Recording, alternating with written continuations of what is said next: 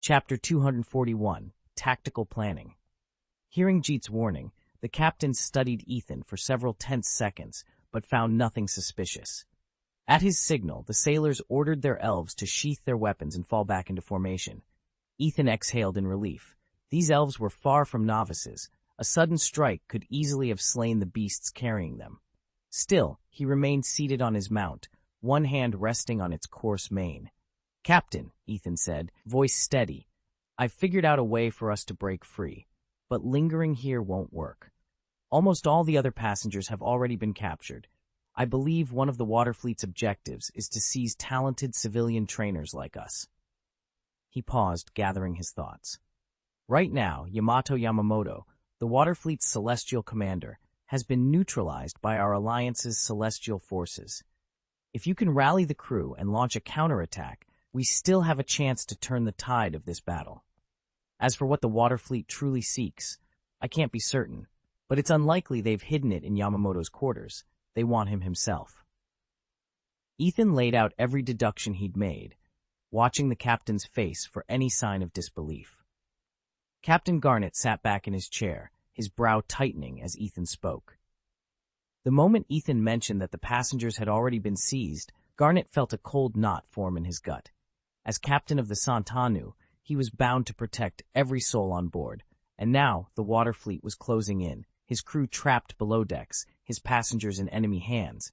He himself was no weakling, a full-fledged elite trainer, only a heartbeat away from the legendary rank of King of Heaven, but rushing out blindly could spell disaster. Far too many innocent lives depended on his caution. "How am I to believe you?" Garnet asked at last, eyes fixed on Ethan. The captain's voice was low and hard. He would brook no deceit. Ethan held the captain's gaze without flinching. "You have more than enough strength to secure this vessel," he said calmly. "I give you my word, every detail I've told you is true. If any of it proves false, slip past the blockade, warn the Alliance, and then deal with me as you see fit. But if you hesitate, if the League's forces take any more of our people, none of them will ever live to tell the tale." He paused, swallowing. "I wish I had proof to show you. For now, you'll have to trust my word alone." Ethan met the captain's wary gaze. "Judge me as you like," he said evenly, "but even the Alliance's heavenly king, up on the observation deck, knows me. You've surely seen us on the surveillance feeds. He and I regularly sit down for tea and conversation. Wouldn't that be proof enough of my identity?" The captain leaned back, considering. It was true that Ethan and Father Yagyu had never strayed out of camera view when they dined together. Every visit to the St. Annis mess hall had been captured in crisp detail. If anyone had cared to look, they'd have seen it. He signaled to a deckhand. "Bring up the dining hall cameras," he ordered. "They spend most of their time there. Let's focus our scrutiny on that feed." "Exactly," Ethan agreed, reclining with practiced calm. "Concentrate on the restaurant. You won't find us elsewhere." Still, the captain's expression remained guarded. If Ethan was a Waterfleet agent in disguise, he posed a grave threat from within their own defenses. And while Ethan's story checked out so far, the true identity of Mr. Liu Sheng remained the more pressing mystery. Rumor had it the captain himself had spotted Liu Sheng on the outdoor surveillance the night the Heavenly King-class fighters had erupted into a brawl so fierce it triggered the alarms. A few moments later, the deckhand returned, ducked his head, and whispered in the captain's ear. The captain's posture eased, his features softening for the first time in their exchange. He straightened and gave Ethan a measured nod. Whatever secret he'd unearthed, it was enough, at least for now, to let the young man prove his loyalty on his own terms. Ethan had spent the last few hours under intense scrutiny, every gesture and word examined for signs he might be a spy in the fleet's midst. But once the captain learned that Ethan was not only cleared by their own authentication checks, but also carried the endorsement of the legendary Heavenly Kings beyond their waters, his wariness eased. After all, the Heavenly Kings didn't bestow their trust on fools. If someone had earned their respect, it was safe to assume he wouldn't be lurking to stab them in the back. With Ethan's credentials firmly established, the captain treated him plainly as another passenger on the Santa Ana, albeit one whose safety now rested squarely on his shoulders. The tension in the main cabin finally dissolved, and the captain offered a measured, apologetic bow. "Forgive my earlier suspicions," he said. "As captain, I'm responsible for everyone aboard, and I let my caution get the better of me." Ethan stepped forward and waved him off with a friendly grin. "No harm done, Captain. I'd expect nothing less than vigilance in these waters." His easy confidence won nods of approval from the assembled sailors. They respected the way he carried himself. The captain cleared his throat, curiosity flickering in his eyes. "All right then, Brother Ethan, tell me, what can you actually do? Your beast, as you call it, do you really expect it to protect us all out here?" Ethan's lips curved into a half-smile. "You'll see soon enough." Ethan watched the lines of frightened faces crowding his ship's corridors, and his heart throbbed with guilt. As their captain, letting the passengers endure this ordeal felt unforgivable. He forced himself to think clearly. "The teleport beasts can't evacuate everyone in one go," he admitted softly, "but they can handle small groups. If I make several trips from here to other temporary safe zones, I can leave exit coordinates at each drop-off point. Once that network is in place, we'll be able to move people out without compromising security." Captain Marlowe leaned forward, hope flickering in his eyes. "Then get these passengers to the escape pods. Load them into the lifeboats and send them off Santa Anu first." Ethan shook his head. "With respect, Captain, I don't think we should send them away right now. We can't be sure the enemy doesn't have ships waiting just beyond our sensor's range. We'd be delivering our people straight into a trap. And if everyone on this deck vanishes all at once, our guards," he pressed a hand against the rail, "might disappear too. You know our fleet's main strength is here. We need every defender we can muster. It's far safer to hold our position until we can guarantee a clear, protected route for everyone." Captain Ramirez fell silent as Ethan finished speaking, his brow furrowed in thought. Around them, the rest of the crew waited, tense. At last, the captain broke the hush. "All right, Ethan, what's your plan?" Ethan met his gaze steadily. "We'll divide our forces. A small team will stay here, dressed in your uniform, and the sailors, just enough to look like the real crew. They'll make deliberate noise and movement by the gangway, so Admiral Yamamoto's fleet believes you're still aboard. They respect your reputation. They won't charge in recklessly if they think you're still on deck." Ramirez nodded slowly. "And the rest of us?" "The rest of us," Ethan continued, "will switch into passenger clothes and slip past the blockade. Our target is Yamamoto's private cabin, the heart of their operation. It's guarded by the Uranus-level enforcers, but fewer of them are stationed there. Once we break in, we seize whatever they've stolen and free any hostages. With the decoy team holding the fleet's attention, we can move in and out before they even realize what's happening." A flicker of a smile crossed Ramirez's face. "Clever. Keep their eyes on an empty ship while we strike at the heart of their stronghold. Let's do it." Ethan nodded, and the crew sprang into action, some pulling on officers' coats, others shedding them for plain passenger garb. The stage was set, a daring diversion to draw out their enemy, and a swift, surgical strike to rescue the captives and reclaim what was rightfully theirs. Chapter title: Dark Rise of the Elves.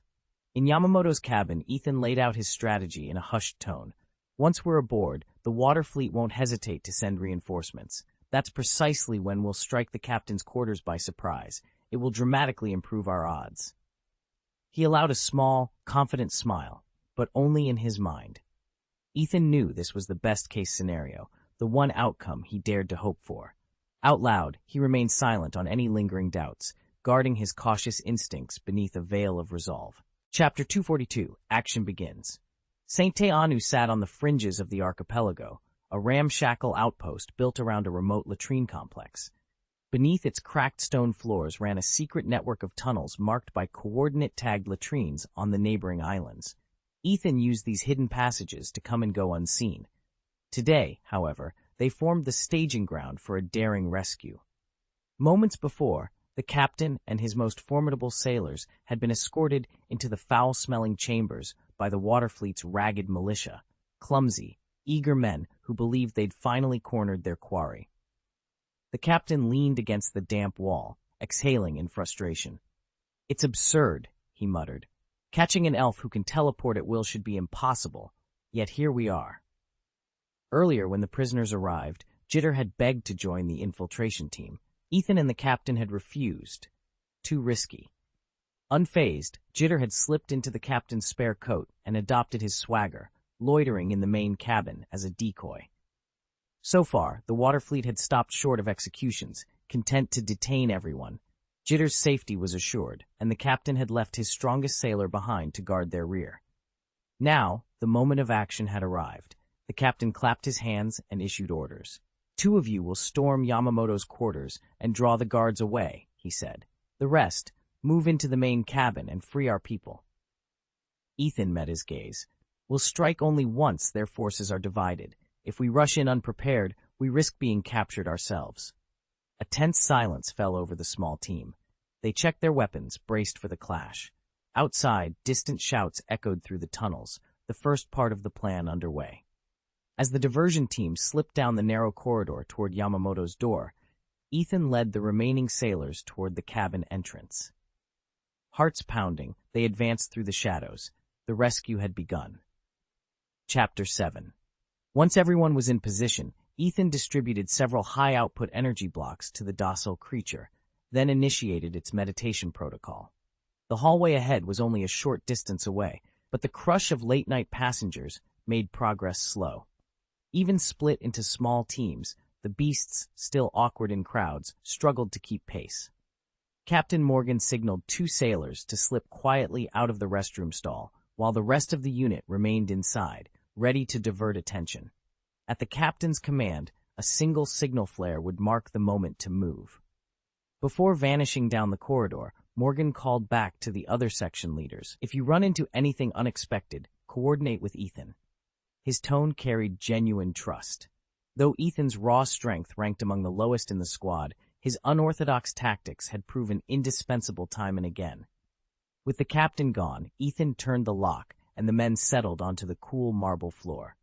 Contrary to expectations, the Sante Anu's washroom was immaculate. No unpleasant odors, no grime, just gleaming porcelain and polished chrome. It struck Ethan as almost comical that a handful of burly sailors now crouched shoulder to shoulder in such a pristine, cramped space. They exchanged quiet nods, each man checking his gear and catching his breath. Outside, footsteps echoed in the hall. The moment of truth was fast approaching. Ethan closed his eyes for a split second, steadying his thoughts. When it was time, he would give the signal, and the rescue operation would begin. Ethan felt out of place among these hardened sailors. At nearly 1.7 meters, he was as tall as any of them, but at heart, he was still the fleet's youngest, and they all seemed to have forgotten it. For now, though, he had no orders but to stand by and wait for the captain. Moments after the Yamato-class destroyer, codename Yamato, had boarded their vessel, it had activated a full-spectrum signal shield that cloaked the entire ship. Every external comm channel went silent. Fortunately, Ethan had anticipated something like this. The Stamp Master Liu Sheng detected the jamming field. Ethan had relayed a distress beacon to the Alliance. If not for that warning, the Santianua would already be lost. 10 minutes passed with no response. The men on deck shifted uneasily, their nerves fraying in the eerie half-light. "I'm going to have a look," Ethan announced. "You all stay here. If I don't report back in 10 minutes, you're authorized to board the enemy vessel." He rose to his feet. Nearby, his 2 loyal, dumb beasts, animals engineered with advanced energy cores, had just finished their 10-minute recovery cycle. Their fur bristled with the hum of restored power. "Ethan, it's too dangerous," protested Lieutenant Sato, the officer left in charge. "You can't just slip away alone." Ethan frowned but kept his voice steady. "I'll be fine. These beasts can teleport me anywhere within a 10-kilometer radius in an instant. If it's a trap, I'll return before those shields even notice I'm gone." He crouched, closing his eyes for a moment's focus. The 2 creatures edged closer, ready to fulfill his command. Around him, the waiting sailors held their breath. "All right," Sato conceded, "but be careful, and hurry back." Ethan nodded. In the strange darkness of the shielded deck, he touched one beast's bristling mane, and in the next heartbeat, they vanished. "I'm going to check on the captain." Ethan pressed his hand against the silent beast's neck. In an instant, a ripple of energy enveloped him, and they vanished from sight. Around the deck, sailors exchanged awed whispers. "If only I could get a spirit like that. Instant teleportation would be priceless," one grunted. "Yeah, but most spirits can't even manage one-step movement," another added. "And those who can usually aren't as reliable as that dumb beast." Intelligence-wise, spirits are no slouches. They're proud creatures. You can't just boss them around like servants. Most of the burly seamen figured they'd never tame such a spirit in their lifetimes. Before anyone could argue further, Ethan and the beast reappeared.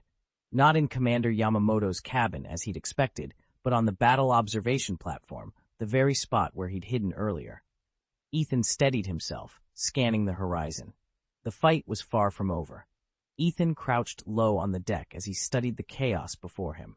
The captain hadn't sent any signal, and there were only two explanations. Either they'd been spotted the moment they slipped in, pitched into a firefight, and never had a chance to call for help, or they'd never even made it to Admiral Yamamoto's quarters, fighting guards along the way, with no opportunity, or perhaps no means to transmit a warning. In either case, racing straight for Yamamoto's room was a gamble Ethan wasn't willing to take. Instead, he'd had the massive sea beasts carry him out to the ship's main battle deck, where the fight had already moved on. From this vantage point, he could see that the bulk of the waterborne fleet had vanished, save for a handful of basic grunts still locked in combat. The senior officers who'd commanded the boarding party at the outset were nowhere to be found. Below, an ironclad lobster and a hulking rock lobster prowled around a group of captives. The elves had been disarmed, stripped of their bowstrings and curved swords, and even if their spirits remained strong, they posed no real threat in their restrained state. Above them, the thunderous boom of cannon fire and the clang of steel echoed from the upper deck, where several King-class fighters continued to duel in a tempest of sparks and smoke. Ethan's eyes darted from one skirmish to the next. Apart from the few guards left to watch over the prisoners, every one of Yamamoto's original captives and the prize crews that had accompanied them had disappeared. The realization tightened his chest. The enemy was already reorganizing, and whatever plan Yamamoto had set in motion was unfolding without warning. Ethan took a steadying breath. It was clear that if he wanted to turn the tide, he'd have to find Yamamoto Himswar, elf and fast, before the ship slipped entirely beyond his grasp. Ethan felt the rush of adrenaline as the captain's signal crackled in his earpiece. The assault had to begin now. From here, the prize table lay just 100 meters beyond the water brigade's perimeter, close enough that speed would be his greatest ally. "Ghost Stone," he whispered. "Make your way to the fire hydrant on the far side of the plaza. The moment the valve gives, unleash everything you've got to create a distraction. Once the chaos peaks, head straight for the prize table and grab whatever you can." A low, gleeful chuckle escaped Ghost Stone's lips. In an instant, he melted into shadow, slipping through the crowd and reappearing beside the hydrant. He straightened, eyes glinting in the muted light, waiting for Ethan's signal. Ethan swept his gaze over the water brigade below. Their soldiers bristled with defensive spells, but none dared move closer. His expression hardened into a silent warning. Don't even think about interfering. Confident they would hold their ground, he turned back and gave Ghost Stone a sharp nod. Boom! The hydrant's valve exploded with a thunderous crack, sending a geyser of water soaring skyward. Ghost Stone seized the moment, darting from cover to cover as villagers and soldiers alike scattered in surprise. The plaza erupted into shouts and confusion. With the path momentarily clear, Ethan sprinted forward, every stride propelling him closer to the prize table and the fortune that awaited. Chapter 243, Life Isn't Easy. The Ghost Stone performed exactly as Ethan had planned, unleashing a tremendous commotion across the battle square. Almost immediately, every water fleet soldier turned their gaze toward the disturbance. A handful of guards still held their positions around the detained prisoners, but by and large, the square's defenses had been hollowed out. Ethan's eyes narrowed. He could have freed every captive in that moment, plunging the entire area into chaos, and yet he hesitated. A mass breakout would certainly stretch the water fleet's attention even thinner, but it would also draw unwanted scrutiny.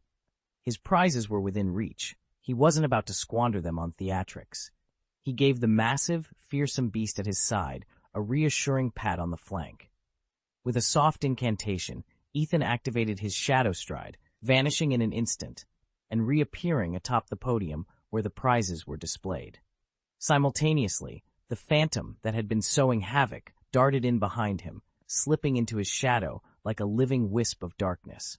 Wrapped in a billowing black cloak, Ethan and the creature beneath it blended into one indistinct shape from a distance. Before anyone could intervene, the phantom unleashed a crackling orb of spectral energy.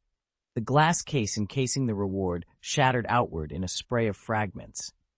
Ethan swept the shards aside with a practiced flick of his wrist, revealing 4 glowing skill discs resting on the pedestal.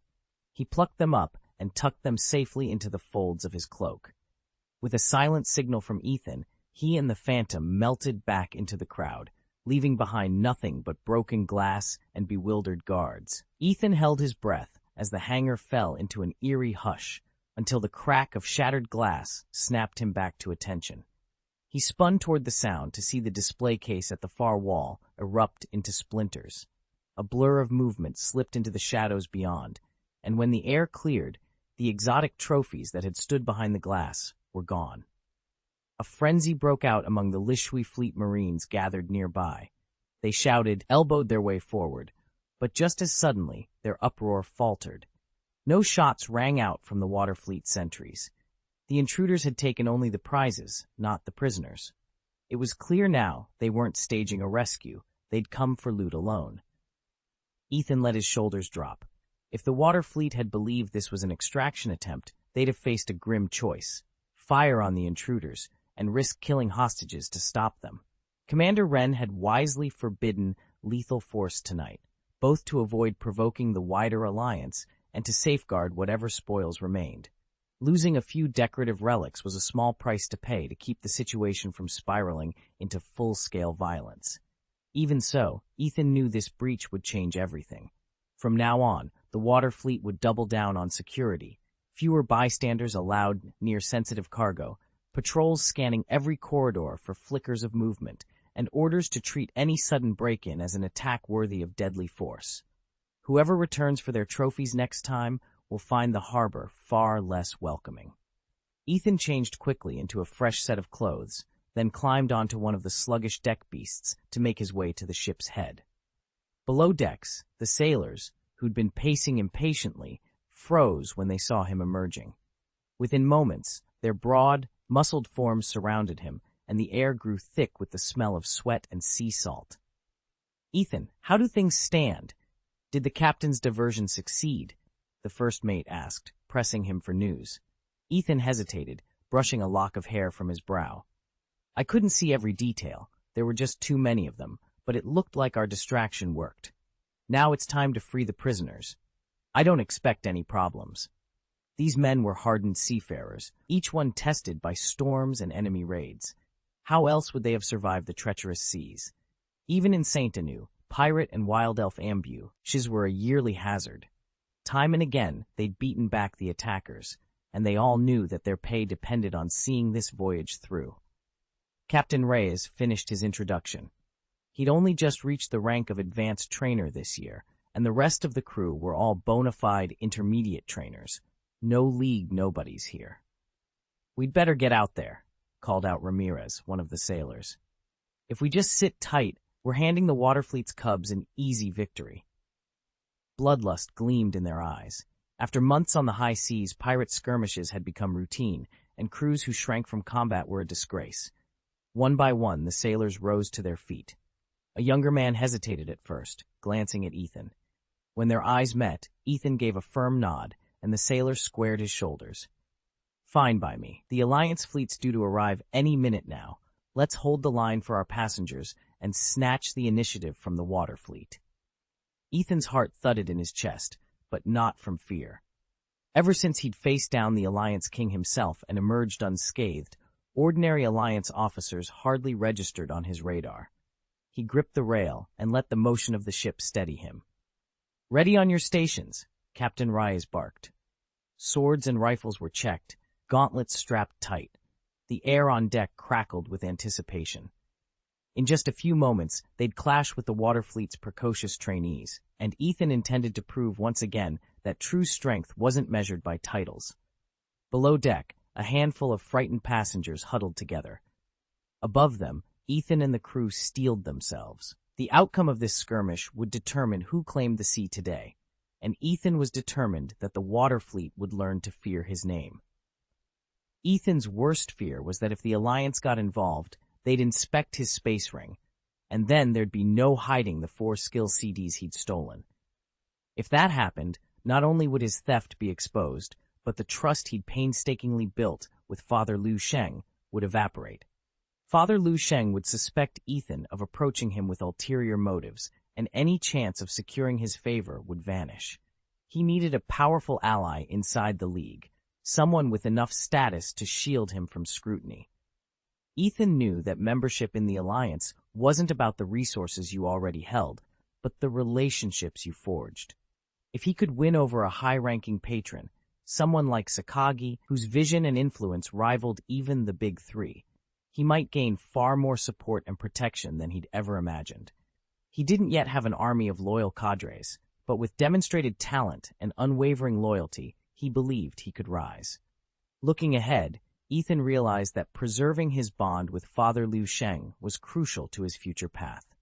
Now more than ever, he had to find a way out of this predicament, and fast, before everything he'd worked for came crashing down. Ethan took one last, careful look at the dimly lit corridor. He knew the Alliance kept watch everywhere. Any reckless move would spark suspicion, yet hesitation risked losing their one chance to free the prisoners. He gathered a handful of loyal sailors and pointed toward the Waterfleet's detention block. The passage was almost deserted. A few guards stood watch over the cells, some remained on the submarine's deck, and several had been lured away by the captain's taunts.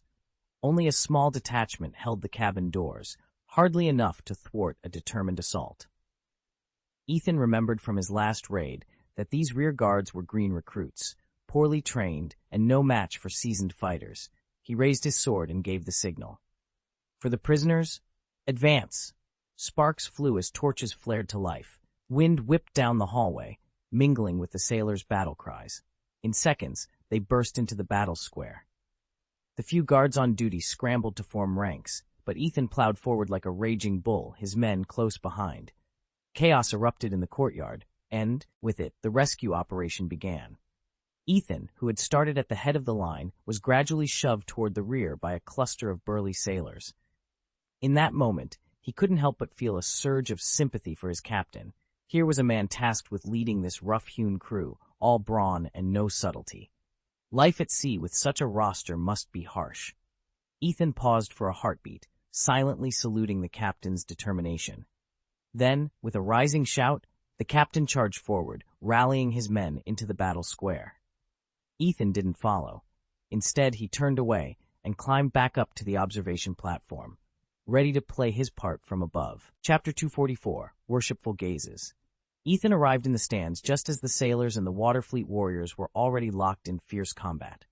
Across the open square, spirits and elven beasts materialized at a moment's notice. The iron-clawed lobster, the valiant sentinel, the peculiar oddling, the great-billed bat, the squawking marsh duck, and the blazing fire monkey.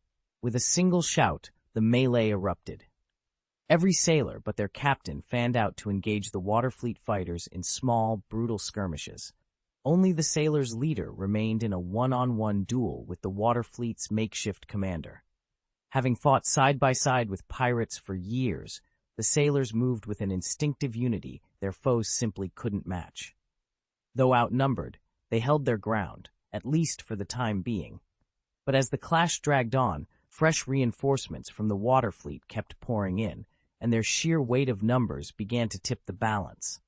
From his vantage point, Ethan watched the struggle ebb and flow.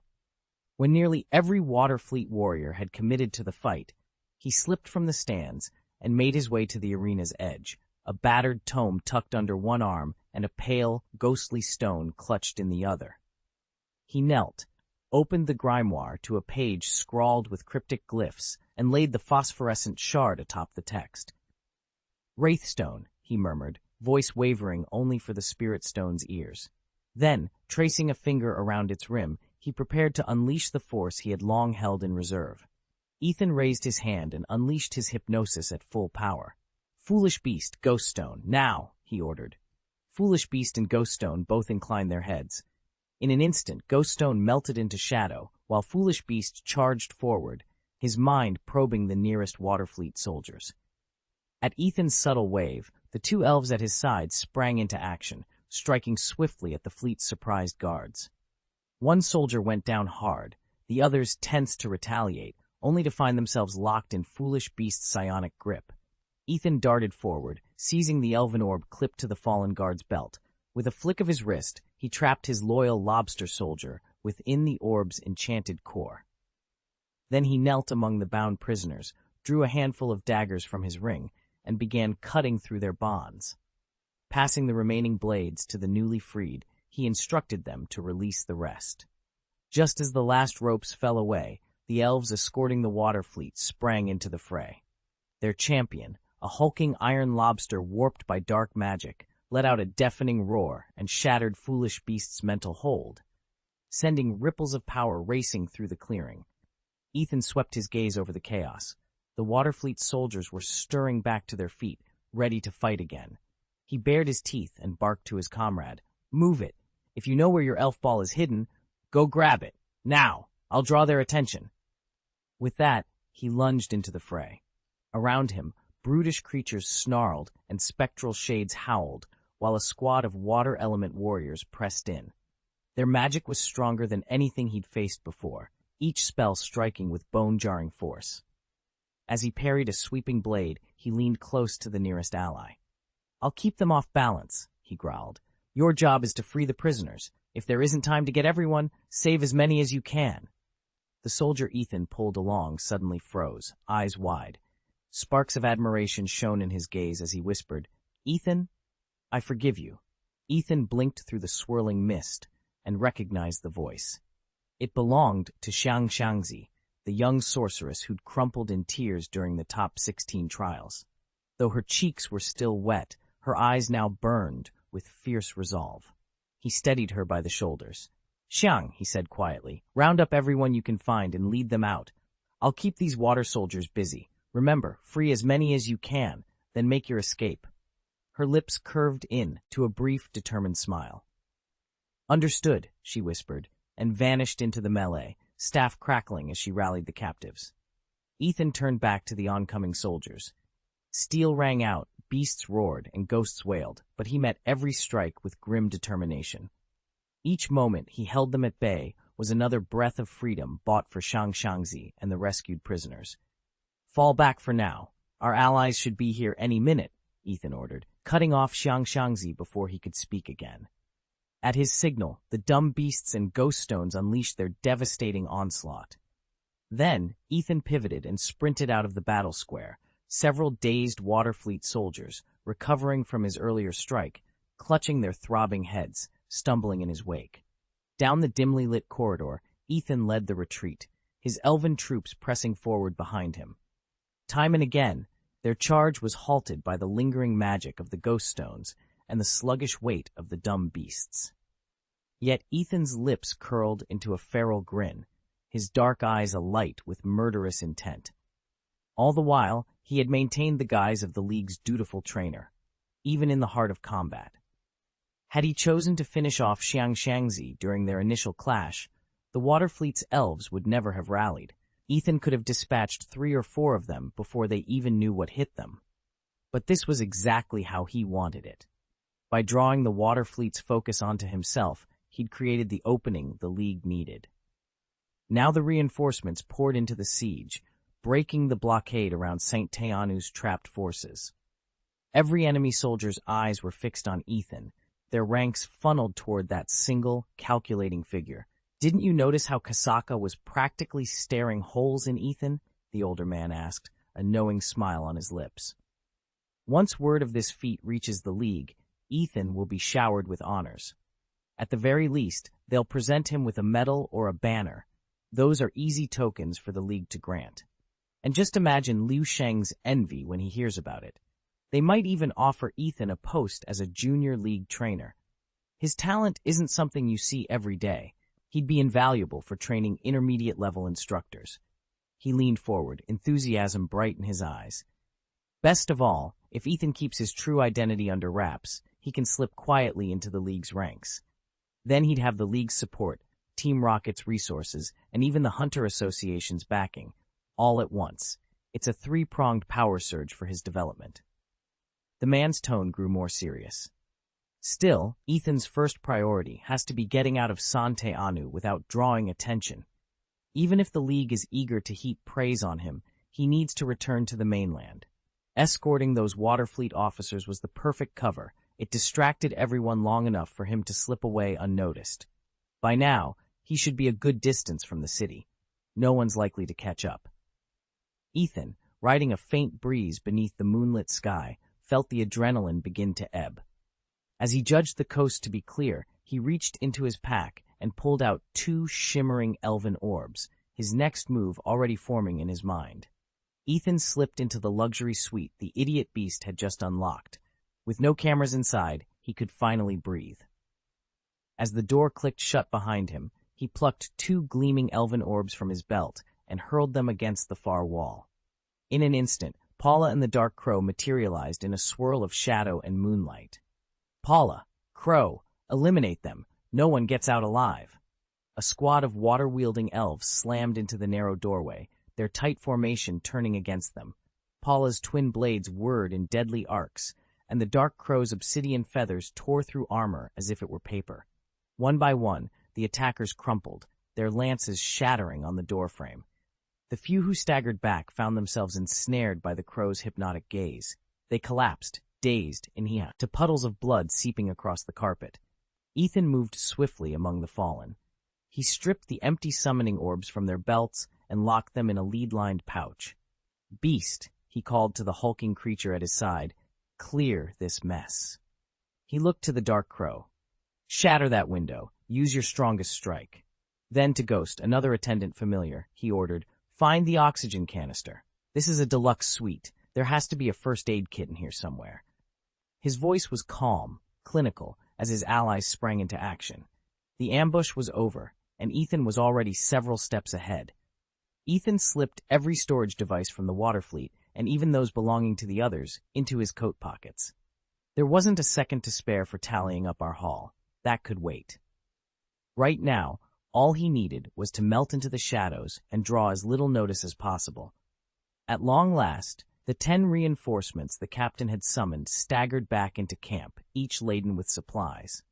It hadn't been an easy journey, but they'd managed to bring every sort of gear and rations we'd requested, and more besides. Dark Rise of the Elves, Chapter 245, Rainy Team. The Dark Crow unleashed a surge of corrupt energy, shattering the window in a spray of glass. In the chaos, Ghoststone located the hidden oxygen cylinder and handed it to Ethan, who tucked it neatly into his ring compartment. "Beast," Ethan ordered, his voice low and urgent. "Mark my position. When I give the signal, I'll leap. You're to launch those corpses one by one with your power. Aim downward, understood?" The creature, a hulking, awkward brute, gave a vigorous nod. Its dull eyes gleamed with anticipation. Ethan ushered Paula and the Dark Crow into the Elven Sphere's protective shell. From the shadows behind him, Guisi melted away, merging with Ethan's silhouette. Then Ethan strode to the broken window and raised his hand. The beast sprang forward to stand beside him, muscles coiled like springs. With a silent nod, Ethan hurled himself into the void. Below, the beast tapped into its telepathic link to the Waterfleet's fallen soldiers, forcing their bodies to mimic his descent. As the foe leap distracted their enemies, the beast unleashed a devastating torrent of water jets, every drop fueled by its withered energy. When the last wave slammed into rank after rank of astonished Marines, the beast vanished in a blink, rematerializing inside the room, unscathed and ready for their next move. On the rooftop above them, Liu Sheng and Commander Shui Wutong had been locked in a stalemate for more than half an hour. Their attacks sputtered in the downpour, both sides equally exhausted and evenly matched. Suddenly, a figure in a Waterfleet uniform dashed up the spiral staircase and, panting, slipped behind Shui Wutong. He bent low and whispered urgently in the commander's ear. Shui Wutong's eyes flicked toward the broken window, the rain-drenched night below. A tense silence stretched between him and the messenger. Reinforcements? Shui Wutong's voice was barely audible over the wind. The messenger nodded grimly, and the commander's jaw tightened. Somewhere below, in the howling dark, Ethan prepared for whatever came next. Shui Wutong's face went pale with fury. "Yamamoto, hand it over at once and pull back, you!" He barked at the next in line. "Stop worrying about running. Grab all you can and fall back now." Liu Sheng watched Shui Wutong bristle with anger. He had no idea what was driving his partner's panic, but he knew better than to waste time asking. With a cold sneer, Liu Sheng gave the order. At once, the fossil pterosaurs and fire-breathing dragons hurled themselves forward, unleashing a barrage of flame and talons. Their target was clearly in full retreat, and Liu Sheng intended to pin them down, no questions asked. "Boss, if we pull out now, there's no way we'll get back to the Alliance." Yamamoto protested, hesitating with the precious vial still clutched in his hand. He'd risked everything for Shui Wutong's mysterious prize, and now their retreat threatened to strand them forever. Shui Wutong, already bearing the brunt of Liu Sheng's assault, locked eyes with Yamamoto. His gaze turned ice-cold as his right hand drifted to his side. A hush fell over Yamamoto. Every hair on his body stood on end as lethal energy crackled in the air. Yamamoto swallowed hard, forcing a shaky smile. "Boss, please, don't be hasty. The thing is more important than anything." He mopped his brow and bolted back toward the inner chamber, clutching the vial as the roar of dragons and pterosaurs echoed behind him. Ethan's shirt was soaked through, sweat clinging to him like a second skin. He stepped out of the cramped courtyard, clutching a gleaming silver case in both hands. Tong Shuwu met him at the gate. Wordlessly, Ethan held out the suitcase. Shuwu's eyes, still flashing with anger, softened into astonishment as he accepted it. "The Alliance won't take us back," Shuwu said quietly, almost to himself. "Your family's influence is gone. We've no choice but to side with the water fleet now." Ethan swallowed hard. He'd poured every ounce of energy, every credit and connection, into transforming their tiny, third-tier clan into a respected first-tier house. Those investments had been their bedrock, enough to produce several elite trainers of the highest caliber. And yet here he was, preparing to hand it all over to a rival power. He forced himself to nod. Each breath felt heavier than the last. In the days to come, he knew he would be powerless except to yield to the water fleet's authority. As the gates clanged shut behind him, a cold question echoed in his mind. If he betrayed the Alliance now, would there ever be a way home? Regardless of what Ethan was contemplating, Water Indus snapped. "Hit this old man with everything you've got, then we pull out fast. The Alliance troops should be arriving any moment." With that, he unleashed two elven spirits. One took the shape of a massive gull with a cavernous beak, the other of a sleek, flowing kappa. The moment the great beaked gull soared aloft, dark clouds gathered overhead and a fine drizzle fell. Within minutes, that drizzle turned into a torrential downpour. High above them, fossil pterosaurs and fire-breathing dragons, spirits of rock and air in the pterosaurs' case, and fire and air for the dragons, found themselves hampered by the relentless rain. Master Liu Sheng's expression darkened as he watched the newcomers. "He's making his move," Liu Sheng murmured. Though Water Indus's name wasn't widely known, few had witnessed as many battles as Liu Sheng. The rain-calling gull and the fluid, shifting kappa were unmistakable members of the rain lineup, evidence that Water Indus had just deployed part of his ace squadron. And now, with the sky itself turned against their winged allies, the tide of this fight was about to shift sharply in Water Indus's favor. Ethan dropped through the shattered window, just as the water fleet prepared to unleash every last one of their water elves against Commander Liu Sheng's squadron. From the deck below, sailors and their huge, lumbering sea beasts looked up in confusion, each creature convinced it had spotted Ethan's silhouette. In truth, the shipboard cameras couldn't trace his fall, and no one on the flooding deck gave him a second thought. As Ethan hit the surface, he plunged beneath the waves before the splash even settled. Underwater, he slipped his hand into the ring at his belt and produced a miniature oxygen cylinder. Pressing the respirator mask against his face, he inhaled deeply. A series of tiny bubbles swept past him, distorting the dim light. Then, with a shiver of the water around him, a dull beast, its bulky form, half hidden by the rippling currents, materialized at his side. Ethan laid a firm hand on its broad, scaled shoulder and gave a single, clear gesture. Move. The beast understood. It turned and glided away, carrying him deeper into the hidden layers of the sea. Above, rain began to drum on the waves, darkening the sky. But down here, in the cool quiet of the ocean's embrace, Ethan and his unlikely ally slipped silently through the gloom, already vanishing from the water fleet's sight. Ethan kept his head just above the surface, shivering in the cold downpour. The monstrous kappa had turned and bolted moments ago, granting him a brief reprieve. Now, on the open water, two figures wrestled beneath the sheets of rain, his teacher, Master Liu Sheng, and the storm-tossed water lord, Shui Wutong. Liu Sheng hovered in midair, riding a whirling sylph of wind that lashed rain like needles against his robes. Below him, Shui Wutong stood waist-deep in the churning lake, eyes alight with fierce resolve. With a sudden roar, the water lord summoned a Laplacian wraith, a sinuous eel-like spirit that plunged into the waves.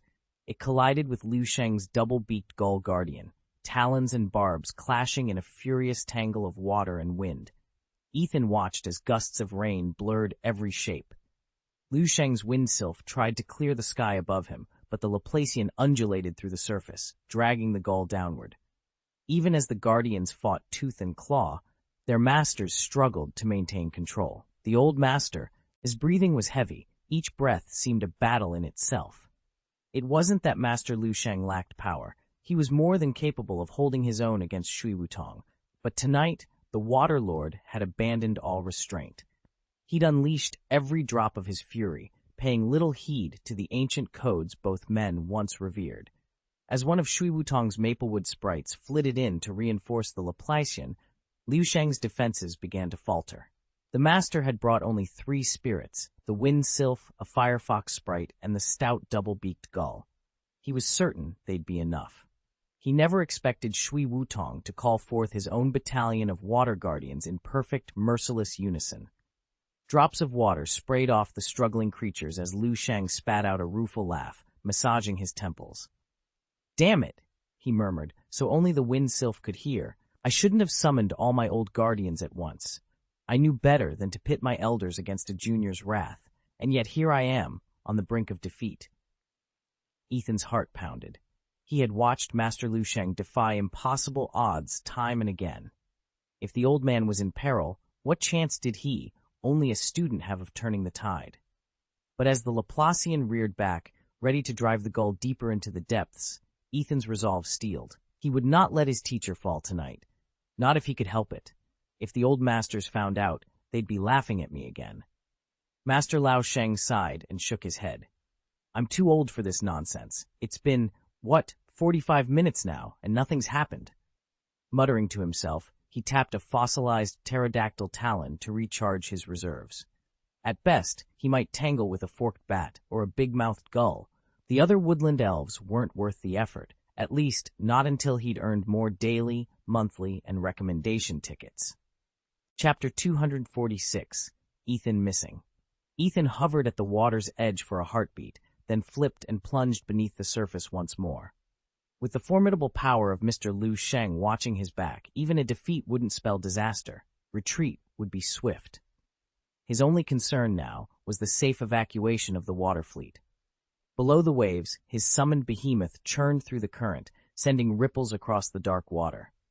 Ethan called forth a Tyrannosaurus Rex, ordering it to stay fully submerged and glide silently along the ocean floor. Normally, the beast raised its massive skull above the surface, but it adapted quickly to its new orders. Ethan tapped into his supernatural senses, locking onto the precise coordinates of their rendezvous point, and the dinosaur slid through the depths without encountering any real danger. Onshore, the battle for St. Teanu raged on. Master Liu Sheng and Shui Wutong had been locked in fierce combat for 5 brutal minutes when 2 heavenly kings of the Alliance finally arrived to reinforce their side. But it was too late. Under Ethan's cover, every member of the water fleet had already vanished into the waiting submarine. A handful of panicked passengers and merchants who tried to flee were swept up by Ethan's forces before the Alliance reinforcements could intervene. Thanks to his timely interference, no one else fell into enemy hands. As the submarine's hatch sealed shut and it began its silent descent into the abyss, Ethan's silhouette flickered through the murky water, then disappeared entirely. Ethan watched as the Alliance's newly ascended Heavenly King-level warrior hurled himself into a frenzied assault, only to find that, having just broken through to that realm, his power still paled beside someone like Water Indu's. His strike succeeded merely in yanking Yamato Yamamoto away from his duel with Master Yagyu, a fleeting distraction that scarcely altered the battle's balance. Before long, the diving ladders of the naval fleet retracted into the ocean, and with boisterous laughter, Water Indus and Yamamoto cannonballed into the waves. Their paired combat elves followed, but by the time they vanished beneath the surface, they'd already slipped into concealment. Deep underwater, the water parasol device hummed to life, summoning a gargantuan great-toothed shark. In a blur of practiced motion, the two elves snapped on reinforced diving gauntlets and fastened oxygen tanks to their backs. Leaping onto the shark's broad shoulders, they urged it into a swift descent, disappearing into the murky depths. On deck, Master Liu Sheng and the freshly arrived Heavenly King-level hero could only stare helplessly at the sea's still surface. Master Liu Sheng's own water element elf, Laplace, lingered nearby, but Laplace was a mere second-tier specialist, brought along only because the fleet was bound for open waters. His talents were far too modest to challenge Water Indus in the abyss below. Ethan's underwater strike force today consisted solely of fossil pterosaurs and fire-breathing dragons, hardly the ideal troops for a battle beneath the waves. As soon as the monsters plunged below the surface, they were as good as dead weight. The newly arrived celestial rank king, Uranus, wore a mortified expression. He'd been so sure his beasts could close the distance, even if it meant luring the enemy with bait, but neither trick could touch the two defenders guarding the trench. Humph! Admiral Liu Sheng snorted and surveyed the dejected Alliance kings. I expected better of you. 2 king-level opponents, and you let them hold the line on their own? If you'd shown up on time, I wouldn't have had to clear out the water fleet's foot soldiers myself, and Yamato Yamamoto would already be history. A hush fell as everyone realized the water fleet had already carried off a group of captives, and no one knew if Ethan was among them. Liu turned on his heel and bopped Uranus lightly on the back of the head. Stop moping, he chided. You were late over something trivial, and besides, most people here don't even realize who I am. He swept his hand through the air, as if dismissing the very notion of recognition. Legend has it, I rank above every senior cultivator in the Alliance. You'll find no greater veteran than me. With that, Liu Sheng strode away, leaving a stunned circle of generals to nurse their bruised egos, and their shaken confidence that they could outmatch even a well-known Alliance legend. Ethan's strength was nothing short of extraordinary. What made it even more remarkable and controversial was his tutor, Master Yagyu, a close friend and junior of Father Liu Sheng. That connection alone put every Alliance officer on edge. Yet despite their advantages, the fleet's departure had been delayed by fully 20 minutes. Now Father Liu Sheng's anger boiled over. Because of that tardiness, they'd failed to deploy enough elven auxiliaries, suffered a crushing rout at the hands of the River Indus cadets, and even lost several trainees to the water fleet's custody. In Liu Sheng's eyes, these were mistakes worthy of eternal disgrace. He seldom lost his temper, but today he had every reason to. His fury reached new heights when the muster roll came back with missing names, and Ethan's name was among them. As he read the tally aloud, his voice trembled with barely contained outrage. He prepared to unleash a scathing rebuke on the hapless Alliance king himself when Captain Jen stepped forward, bowing his head in deference. Father Liu Sheng, the captain began, careful and respectful. About that boy, Ethan. He appears to be 15 or 16, and he's accompanied by some sort of shimmering beast. Liu Sheng's glare cut through the captain's calm. Yet even as his anger flared, he heard Zheng Jin whispering at his side, a proposal to recruit Ethan into the order. That idea gave him pause. If the boy truly possessed such power, perhaps this disgrace could yet turn into an opportunity. Master Liu Sheng sat at the head of the long conference table, steepling his fingers as he regarded the gathered captains and officers. A wry smile curved his lips. If we had managed to train a prodigy like him, he murmured, imagine the prestige we could have flaunted before our peers. Yet now Ethan is gone, and all our grand plans lie shattered. A ripple of unease passed through the room. Finally, Captain Gao cleared his throat. You asked if anyone laid eyes on him? He said. I did. Here's what happened. He began to outline Ethan's daring infiltration, how the young warrior had slipped past the outer sentries, taken command of the cockpit, and delivered precise tactical orders as if he'd planned the operation himself. One by one, he'd assigned each sailor captain a role, marshaled the crew with unshakable calm, then slipped away again to confront fresh waves of attackers. At that moment, Sailor Sergeant Chang and Xiang Xiangzi, both of whom Ethan had rescued during the skirmish, were ushered forward. Even Master Lu Sheng's normally unflappable demeanor shifted when he learned the adversary Ethan faced was of Heavenly King caliber. He inclined his head respectfully. With a final nod, Pan, a clerk in charge of debriefing and formalities, wrapped up the proceedings. To summarize, he said crisply, Ethan drew off numerous enemy forces, then instructed us to evacuate as many survivors as possible. His top priority was recovering the Elven Orb. I watched him battle through relentless assaults until, vastly outnumbered, he slipped past the enemy cordon to buy us time. That was our window to escape. Xiang Xiangzi's voice cracked as she spoke, tears gathering in her eyes. He fought so fiercely, he wouldn't let any of us fall behind. A hush fell over the chamber. Though Ethan was gone, the legend of his bravery had only just begun to spread. Ethan landed awkwardly on deck, and everyone gaped at him in stunned silence, until the truth finally sank in. They'd always blamed him before, even despised him in the game, convinced he'd betrayed them. Yet here he was, having just rescued them from certain doom. Their hatred, built up over time, now seemed shamefully misplaced, and Ethan had vanished again as soon as he'd finished helping.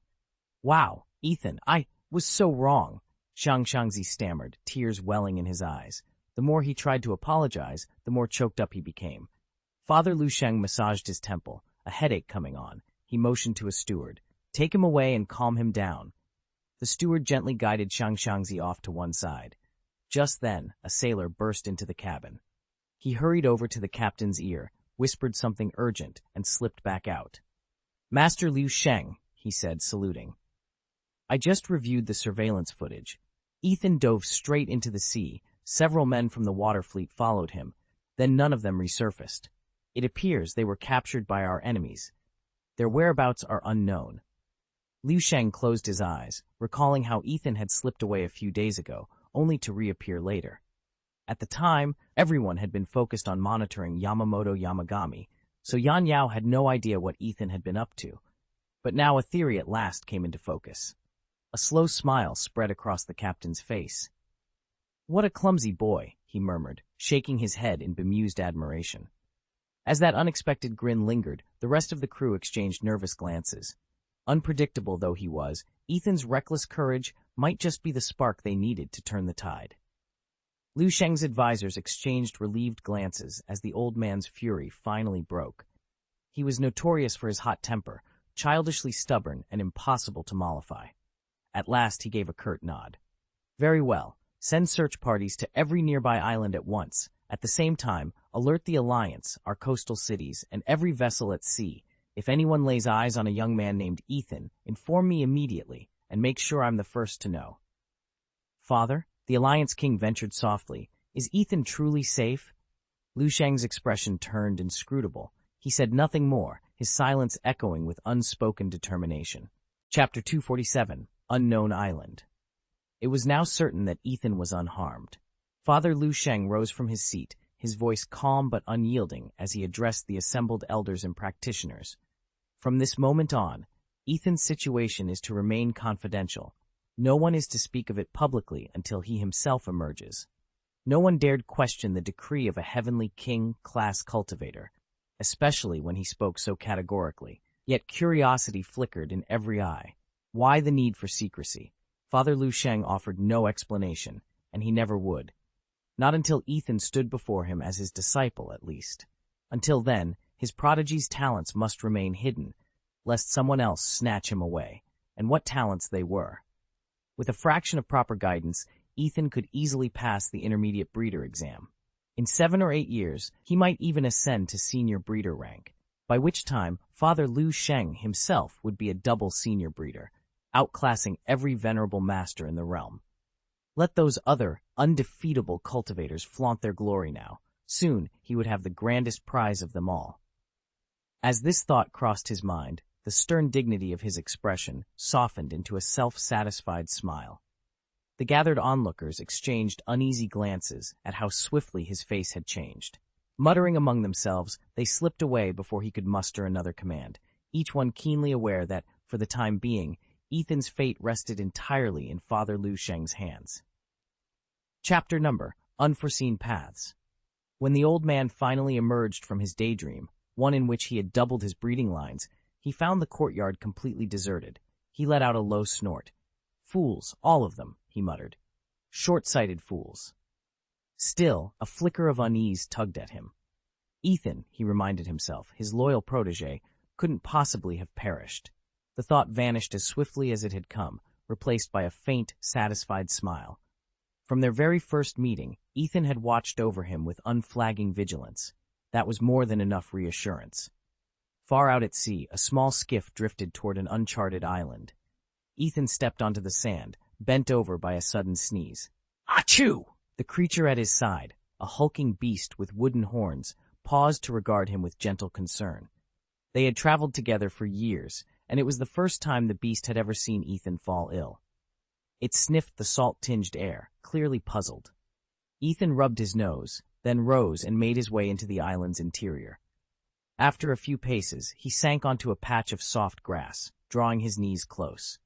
He murmured to himself, "Who on earth is thinking of me? It can't be old man Liu Sheng." Sometimes one's instincts speak louder than logic.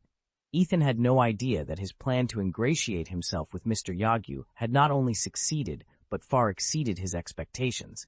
Yet if anyone of sufficient rank ever decided to probe his true identity, his secret could be laid bare in an instant. Thankfully, Mr. Yagyu had already taken steps to ensure Ethan's safety, at least for now. Liu Sheng put all thoughts of Ethan's recent troubles aside for the moment. He withdrew the navigational chart he had bought on St. Anu and slipped it out of his ring. After learning of the dangers lurking around Sante Anu, Ethan had begun recording coordinates on every island he visited, and he'd purchased this very chart so he could evacuate at a moment's notice. Although the map wasn't perfect, it was accurate enough for general orientation. His plan was simple: mark each island where the beasts had left their signatures, so he could plot a safe course and avoid getting lost at sea. With the chart back in his ring, Ethan knew exactly where he stood, but that only brought new questions. Should he strike out for the Fengyuan region, or head back toward the Kanto area he'd once called home? The distances weren't all that different, and each path carried its own risks. He needed to choose carefully. Above all, he couldn't risk traveling by open water right now. Alliance patrols were scouring the seas for missing personnel. Any sign of him in a boat would draw unwanted attention. That's why Ethan decided to linger on this island a while longer. Of all the spots he'd surveyed, this one offered the best shelter, the most reliable sources of food and fresh water, and most importantly, a chance to plan his next move without being hunted. Ethan stood on the sandy shore, taking in the stretch of uncharted land before him. The island's size was impressive, and aside from a few scattered wild elves, it appeared untouched by any major civilization. That alone made it worth exploring. Who knew what hidden treasures or ancient relics might lie buried here? Behind him, the Tyrannosaurus Rex exhaled a thunderous breath, then gently retracted the elven orb back into its grasp. With a low rumble, Ethan issued his next command: summon the Dark Crow. In this unknown environment, he needed aerial scouts like the Crow to map out the terrain and spot any dangers or points of interest. Once the Crow took flight, Ethan turned to another companion. He carefully fitted the great big-billed tit with his heart ductor, a device that translated the creature's thoughts and instincts into clear, actionable signals. Compared to the T-Rex, which had been bulky at first, this tit was fully domesticated and reliably obedient. In fact, this was only the second time Ethan had deployed it since its last successful mission. The bird chirped eagerly through the heart ductor, literally asking for permission. Ethan nodded, and with a powerful flap of its broad wings, the tit launched into the sky, joining the dark crow on its reconnaissance. Now, with both scouts aloft, Ethan could finally set off deeper into the island's mysteries. Ethan examined the giant hooked-beak bird with a practiced eye. It was clear the seller had done an excellent job taming the creature. Without its trainer's explicit command, it wouldn't dare act on impulse. Still, any flying mount like this demanded constant vigilance. If such a beast grew agitated in midair, the rider could find himself in deadly peril. There was no second air elf to swoop in and save a plunging passenger. Sea-mounted creatures were less risky in that respect. Even when they panicked, their riders might flounder, but they didn't drown instantly. They could at least thrash around long enough for a rescue, pointless as it often was. But Ethan carried multiple layers of protection, enchanted wards, emergency rescue spells, contingency plans, so he had no real concern. Despite all his precautions, he rarely credited himself with much merit. There was one truth he refused to ignore. He was, above all, afraid of dying. That fear made him the careful planner he'd become. Before every operation, he thought through every possible outcome and left himself a clear escape route. If the mission collapsed, he wanted to walk away unscathed. His dread of death also shaped his philosophy toward the tool elves, the creatures he summoned or commanded. He demanded absolute loyalty from them, a requirement that often exceeded any evaluation of their power levels, qualifications, or combat records. To Ethan, unwavering faithfulness was the only thing more essential than strength itself. Ethan summoned Paula and the Iron Juggernaut. In this uncharted forest, he had no way of knowing how powerful the native elves might be, so advancing under the protection of all four, Paula, Dark Raven, Ghost Stone, and the Juggernaut, felt by far the safest course. After a few tense minutes, Dark Raven and Toucan returned from scouting. From their report, Ethan learned that this island was far larger than he'd first assumed, comparable in area to the entire city of Cage. Even though Kaji City itself wasn't immense, an island that size was still remarkable. Ethan secured the Iron Juggernaut's controls and, with Paula and the three elf companions at his side, slipped into the forest. Night had already fallen, and the air thrummed with the chirps and rustles of countless insect CTs. A late-night trek into unknown woods would be risky for most, but Dark Raven and Ghost Stone possessed keen night vision, and Paula's senses were nearly as sharp. They also had Ethan's scanning chip, feeding them real-time data on any nearby threats. As long as they didn't encounter spirits far stronger than Ethan himself, they were confident they could handle whatever lurked in the shadows. If worst came to worst, however, the Iron Juggernaut's emergency teleport, a last resort blink ability, would whisk them all to safety in an instant. With that failsafe in place, Ethan took a steadying breath and led the way deeper into the forest. Chapter 248, Tropical Dragon. At around 3 in the morning, Ethan finally halted on the shore of an uncharted island. He hadn't slept in nearly 24 hours, having kept watch through the night against any surprise attack from the water. On this mysterious land, unknown dangers could be lurking everywhere, so he resolved to rest before dawn to restore his strength. The beach was damp with mist and too cold for comfortable slumber, so Ethan ventured into the forest. After only a short walk, he discovered a massive ancient tree whose broad, sturdy branches formed a natural platform. He left Ghost Stone on guard, then, relieved to lay down the burden of his vigil, Ethan slipped into a deep, dreamless sleep. By midday, he awoke refreshed, finished a quick lunch, and set out with his elves to explore the island in earnest. They had already clashed several times with the local wildlife, fending off every assault so far. Yet Ethan couldn't help but notice how unusually powerful these creatures were. Their most recent opponent had been a Grade 3 venomous moth, a battle in which even a few of the lesser beasts had fought with surprising ferocity. Aside from those lower-tier specimens, most of the island's inhabitants displayed advanced abilities and resilience, an ominous sign of the extraordinary challenges and perhaps the remarkable treasures awaiting them in this tropical realm. Back at the clearing, the vermin and venomous sprites backed by a barrage of oppressive tomes and shadowy crows, swiftly drained the last vestiges of life from their prey. Seizing the moment, Ethan hurled a poisonous moth into the pool of green, fetid mud he'd purchased in Deadleaf City.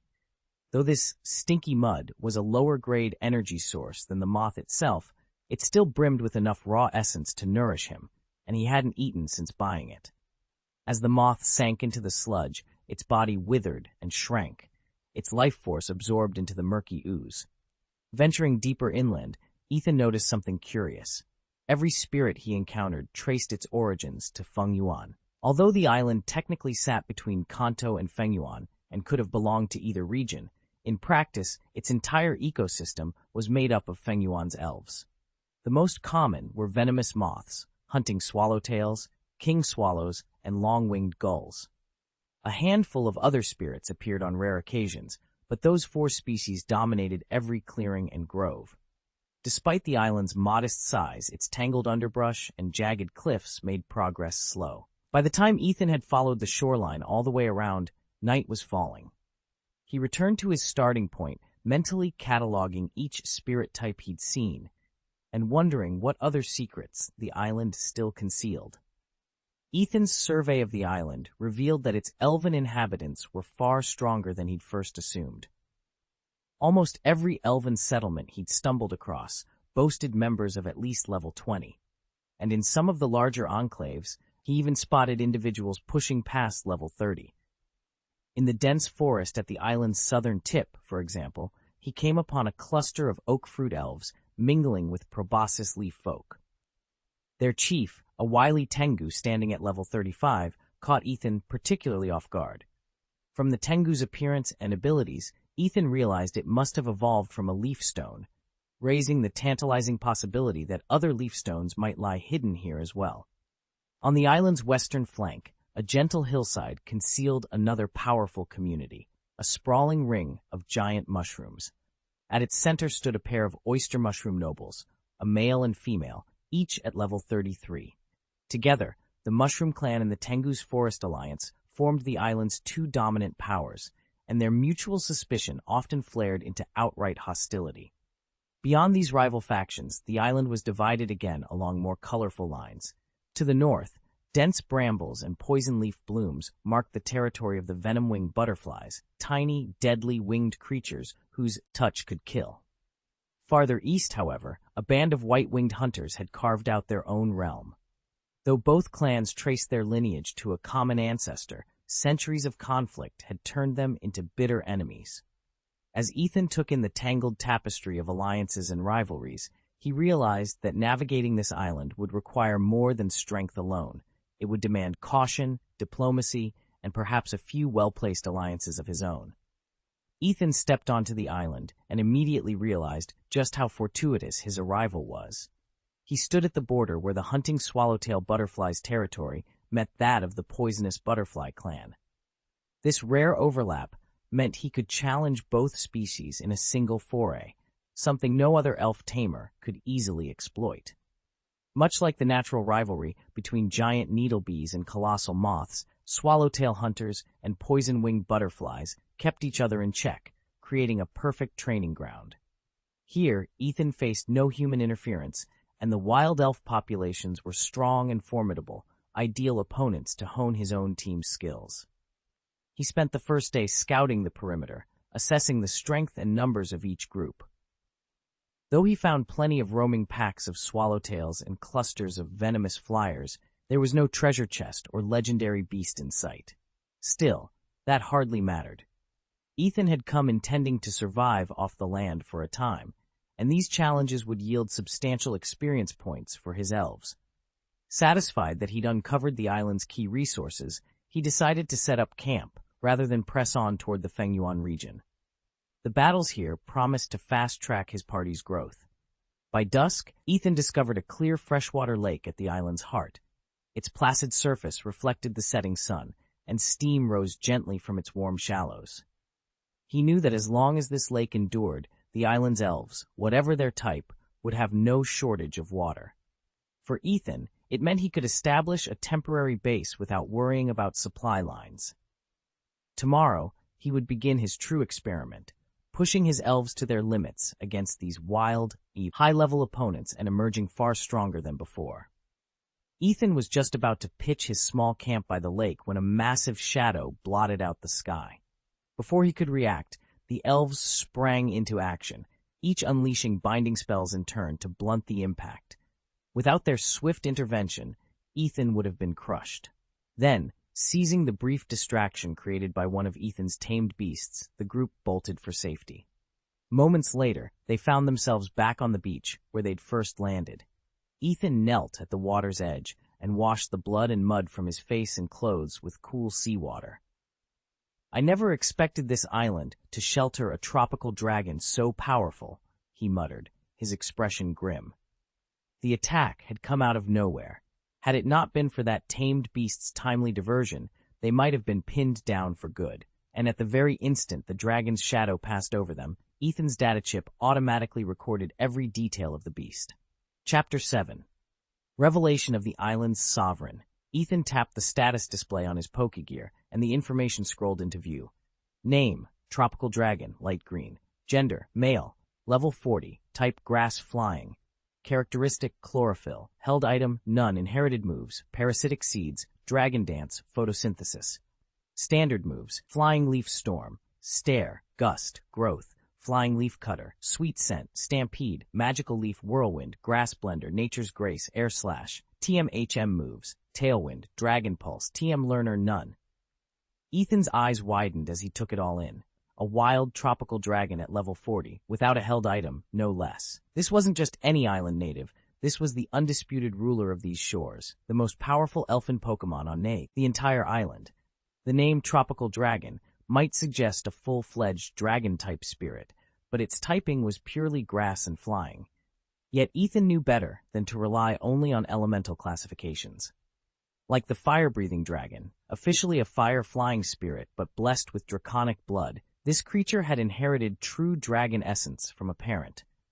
That heritage allowed it to learn Dragon Dance and Dragon Pulse, moves ordinarily beyond the reach of non-dragon types. In practical terms, the tropical dragon straddled both worlds.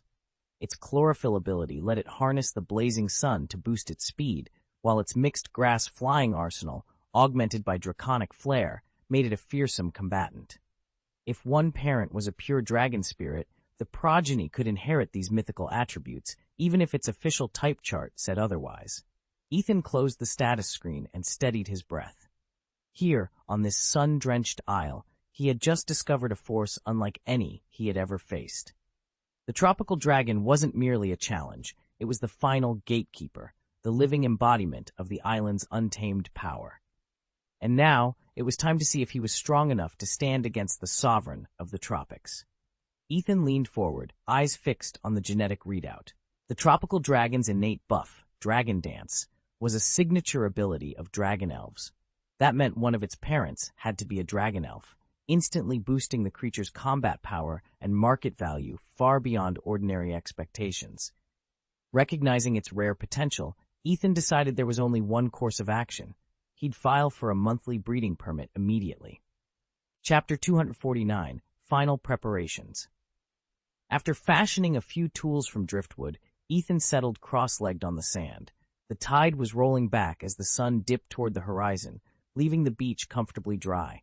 He stared at the edge of the jungle and muttered to himself, how can such a small island support so many elves, and not just sustain them, but help them reach such remarkable levels? In human settlements, elves often spar with one another to gain experience rapidly, accelerating their growth. Wild elves, by contrast, advance at a pace determined largely by age and the raw energies of their environment, unless they stumble onto some special training method. Yet this forest, seemingly ordinary save for its ancient trees, harbored elves of near unbelievable strength. Even more astonishing, deep in the island's center, Ethan had encountered a level 40 tropical dragon. Despite being classified as a lesser drake, its fighting power was nothing short of terrifying. Ethan rubbed his chin, excitement and ambition warring within him. If he could bring this entire island under his control, with its abundant mana reserves and high-level creatures, he could skyrocket his own development overnight. The very idea made his heart race. Night was falling fast. Ethan knew he had to decide: confront the island's inhabitants, seek an alliance, or find another way to claim this hidden realm. Whatever he chose in the coming hours would determine not only his fate, but the future of the island itself. Ethan shook his head. Even if he somehow managed to take down a troop of high-level elves, he'd need trainers of equal caliber to control them, and that was wildly impractical. Taming a tropical dragon might sound tempting, but it would instantly render his big-beaked bird obsolete. He'd hardly ridden that ugly brute more than a handful of times, and let's be honest, it was downright hideous. He wasn't one to fuss over appearances, but between a majestic dragon and that lumpy, oversized bird, it wasn't even a contest. Besides, whenever he flew across the open sea, he mounted his Yalong winged elves. Now that was truly intimidating. Riding the big-beaked bird instead, he might as well paint a target on his forehead. Better drop the fantasy right there. His strongest partner was still Goro, a level 27 dull beast. Dreaming of a level 40 tropical dragon was pure folly. He chuckled to himself. He'd been around airheads so long that their idiocy was rubbing off on him, just like that simpleton git in St. Anu, whose capacity for cluelessness seemed practically infinite. Ethan sat up slowly, brushing grains of sand from his cloak, as he pondered how he'd managed to survive here without the kind of protagonist's blessing that Xiaoji seemed to enjoy. He only understood why when he learned that Renjuan's uncle was a captain in the San Teanu, a respectable post, to be sure, but one tied to a relatively modest second-generation noble family. Rising to his feet, Ethan murmured to himself, "I'd planned to build our camp in the island's center, but hunting swallowtail butterflies might be far safer." Most of the island's elves clustered in the four great tribes, yet small, scattered bands still roamed these woods, too few to form a true nation, and generally indifferent so long as you steered clear of their openly hostile kin. With his tamed beasts in tow, Ethan slipped along a winding path into the butterfly's domain. Iridescent wings drifted around him, the swallowtails seeming to pay no mind to the human interlopers. That peace shattered in an instant, however, when a group of wild elves, startled by the first sight of humans, burst from the undergrowth and launched a sudden, fierce attack. Under the onslaught of the mindless beasts and shadow crows, our numbers had been decimated. One by one, our fallen lay motionless, their bodies sinking into the rancid mud until they too became part of the forest floor. Leaning against a great oak, Ethan withdrew every tool from his ring of holding. With the elves' practiced efficiency, they had a camp rai set in minutes. A sturdy tent lashed to the ancient trunks so that even a gale wouldn't topple it. A roaring bonfire kindled from freshly hewn logs, and simple rations laid out from the beastkin's oversized canteens. By Ethan's side crouched the scorpion-tailed creature freshly summoned from the elven orb. Though its pincers dripped venom, it was surprisingly docile, terrified, it seemed, of the many prodigious fighters now roaming these woods. That constant awareness of stronger opponents had made it both wary and oddly sulky. Not far off, Ethan's elven trainees, hardened by months of unrelenting drills on the windswept plains of Santanu, stretched and cracked their knuckles. Their mastery of blade and bow had climbed to new heights, but without real combat they could not ascend to the next tier. Their bodies, already pushed to the edge by endless repetition, now needed only a few genuine battles, hardy clashes, to trigger their evolution. As the scent of slowly roasting meat curled through the trees, a dozen wild elves slipped from the shadows, noses twitching in curiosity. The night was young, the fire bright, and the promise of fresh skirmishes crackled in the air. Earlier in the afternoon, a handful of elves, drawn by the scent of our campfire, had launched a raid. They never stood a chance. The dark ravens fell upon them so swiftly and ruthlessly that even several of the elves' strongest warriors lay dead before sundown. Word of those grisly casualties spread fast, and the threat of our deterrent patrols has kept further trouble at bay. Now, as the sun slipped below the tree line, only our bonfire glowed in the gathering dusk. Seated around it, the elves, our trainees, finally relaxed over a long-overdue feast of grilled game and forest herbs. Despite the constant skirmishes they'd endured, they seemed happy to be outdoors, living among their trainers once more. None of them relished fighting for its own sake, but they all took pride in every hard-won victory. After dinner, laughter and playful banter filled the air. The mute beast and the great milk can chased each other around the camp circle, bested in a friendly scurry only by the claw-tail scorpion, who darted through their legs and skewered them gently with its pincers. Nearby, Pull and Dark Crow sparred softly, exchanging pointers on footwork and weapon grips. To one side, Paolo was practicing the newly learned Evil Wave technique. He had only just unlocked the skill, and there was still much to refine. By contrast, my own Dark Raven had mastered Evil Wave weeks ago under my guidance. Though she hadn't yet pushed the technique to its absolute limit, her control was precise enough that she could demonstrate it flawlessly, and soon teach Paula how to wield it too. The fire crackled, embers spiraled upward, and for the first time in many days, our camp felt like home. Tomorrow would bring new challenges, but tonight, we had each other, and that was enough. Paula's taunting technique was impressive, and Dark Raven wasted no time asking for pointers. The two elves exchanged tricks and strategies, their enthusiasm building with every lesson. In a straight fight, Paula clearly outclassed Dark Raven, but when it came to shadowy, that is, truly evil, magic, Dark Raven still held the advantage. After all, Paula's greatest gift lay in her mastery of ice. Meanwhile, Ghoststone had slipped quietly into Ethan's wake, determined to stand guard. Ethan had invited him to join in the sparring, but Ghoststone refused. To him, nothing mattered more than protecting his master, especially out here on a wild, untamed island where danger could spring up at any moment. Best to keep watch at Ethan's side. Leaning against a mossy boulder, Ethan watched the elves trade blows and spells. He'd only just arrived, and already he sensed this island held secrets worth uncovering. He could help Paula and Dark Raven hone their skills too. After a few more skirmishes, the experience they'd gain would be enough to push them onto the next level. And with Ghoststone keeping watch, he felt ready. Explore every hidden corner of this mysterious place. Ethan didn't hesitate. He set his sights on one of the island's 4 great lineages, the Poison Butterfly clan. Finally, he'd satisfied his largest creditor. With that burden lifted, he could turn his attention to repaying his helm master, the hall's proprietor, and all the others who had backed him. Chapter 250, Energy Crystallization. Ethan spread the field guide across the table, tracing the lines that described the poisonous butterfly, a rare genie of the insect and poison types.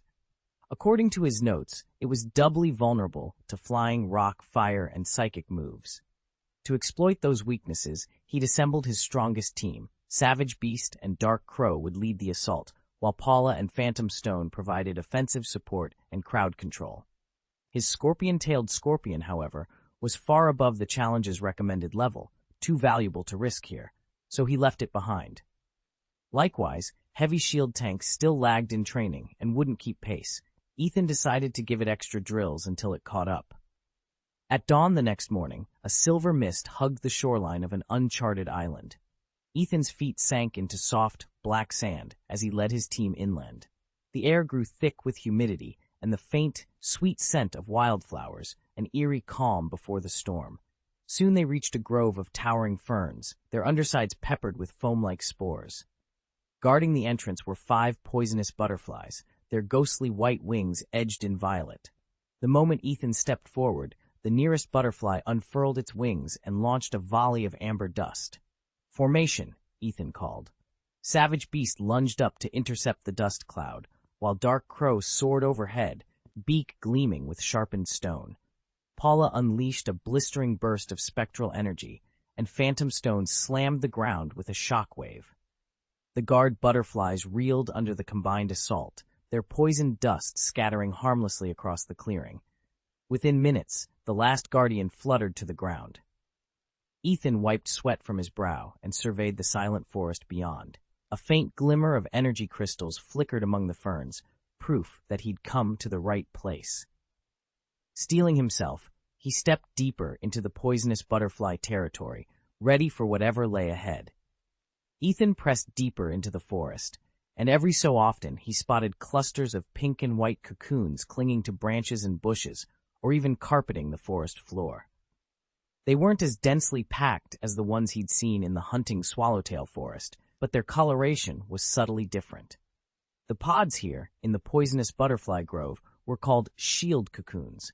Those in the swallowtail woods went by carapace cocoons.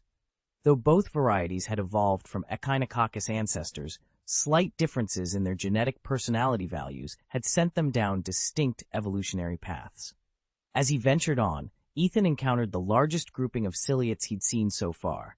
Towering trees overhead were dotted with leaves eaten through by tiny holes, and when the sunlight broke through, it scattered in pinpricks of light across the dead leaves below, like stars strewn across a night sky. He watched quietly, opting not to disturb the spiny-tailed larvae or their shield cocoons. They hadn't yet matured into truly venomous butterflies, and the experience reward he'd earned from them would be minimal. As they pressed deeper into the cavern, the air grew thick with new hazards. Swarms of venomous butterflies drifted in on every breeze, while feral beasts and black-winged crows hurled themselves at the party in a frenzied onslaught. Paula raised her hands and unleashed a cutting gust of freezing wind. Though these poisonous butterflies were spirit creatures rather than true flyers, the icy blast coated their delicate wings in moisture that instantly crystallized. The tiny ice formations didn't stop them from flying, but each labored flap became painfully slow, more than enough time for Ethan and the others to react. At the fringe of the swarm stood the group's unofficial bulwark, a massive elf whose frame earned him the nickname Milk Tank. His awakened power was pure fire, owned over years of discipline at the monastery of St. Anu. With a deep roar, he channeled that fiery energy into a sudden, explosive burst. The fire awakening wasn't wide enough to wipe out every butterfly, but it struck hard at the core of the swarm. Any butterflies caught in the epicenter were instantly incapacitated, their toxic wings too singed to function. Those on the outskirts staggered away, wounded and disoriented, easy prey for the circling crows and charging beasts.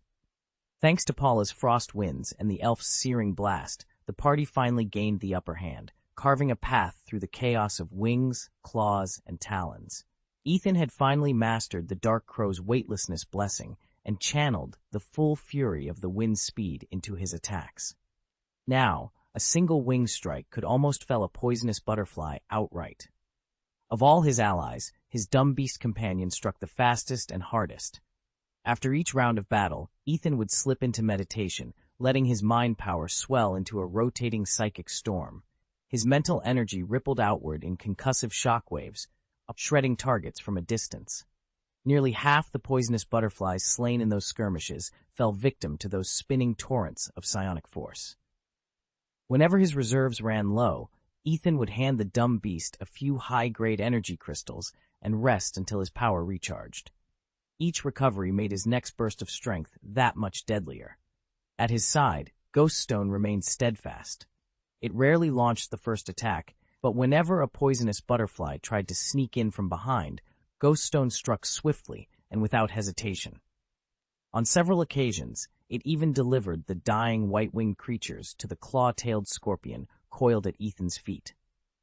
The scorpion accepted these offerings avidly, growing stronger with each meal, knowing that only by maturing quickly could it truly serve Ethan and the rest of their team. Ethan watched as the scorpion-tailed creature dispatched the second venomous butterfly that fluttered before them. Then it suddenly stopped and tugged at Ethan's pant leg, drawing his attention. Carefully, it picked up a pair of fine-tipped pincers, inserted them into the butterfly's head, and extracted a tiny orb, dark purple, almost black, about the size of Ethan's little finger. A strange light danced across Ethan's features as he reached out and took the orb. He uncapped a bottle of mineral water, rinsed the particle clean, and held it in his palm. In the sunlight, it sparkled like a miniature obsidian diamond. "Chip, scan this," Ethan ordered internally. A moment later, a translucent data display flickered into view before his eyes. Item, energy crystal. Property, toxic effect. When an elf consumes it, it slightly boosts venom system energy. In larger doses, it can even enhance the elf's inherent venom aptitude. Source, after absorbing high-purity energy, there is a chance the body will condense it into crystals. Ethan raised an eyebrow. A single, tiny fragment, and it really was an energy crystal? He tucked the dark crystal safely into his pocket, already planning how best to test its effects. Ethan crouched among the scattered husks of the white, poison-winged butterflies, turning a small crystalline shard over in his palm. Its faint, venomous glow pulsed with a strange energy. Could larger deposits of poison crystal exist? He'd only uncovered tiny fragments so far. Surely somewhere among these swarms there must be medium-sized, even massive veins of the stuff. He looked up at the fluttering legion overhead. How did this island sustain so many elven hunters? Might these butterflies be the secret? If only poison wings produced energy crystals, what about the swift-song moths or the nightshade lanterns elsewhere? And how did the island's elves manage to harvest such a bounty? The questions pressed in on him, relentless and urgent. These poison-wing butterflies weren't powerless. Even with the help of his dumbbeast allies, they'd proven formidable foes whose support now wavered after repeated clashes. Determined, Ethan tapped his staff sharply on the ground. "Scorptail," he commanded in a low, steady voice. From beneath a nearby rock scuttled his familiar, a massive armored scorpion whose pincers clicked in eager acknowledgement. Ethan held out the venom crystal. "Search the surrounding clusters. See if any of those butterflies carry shards like this one." With that, Scorptail vanished into the underbrush.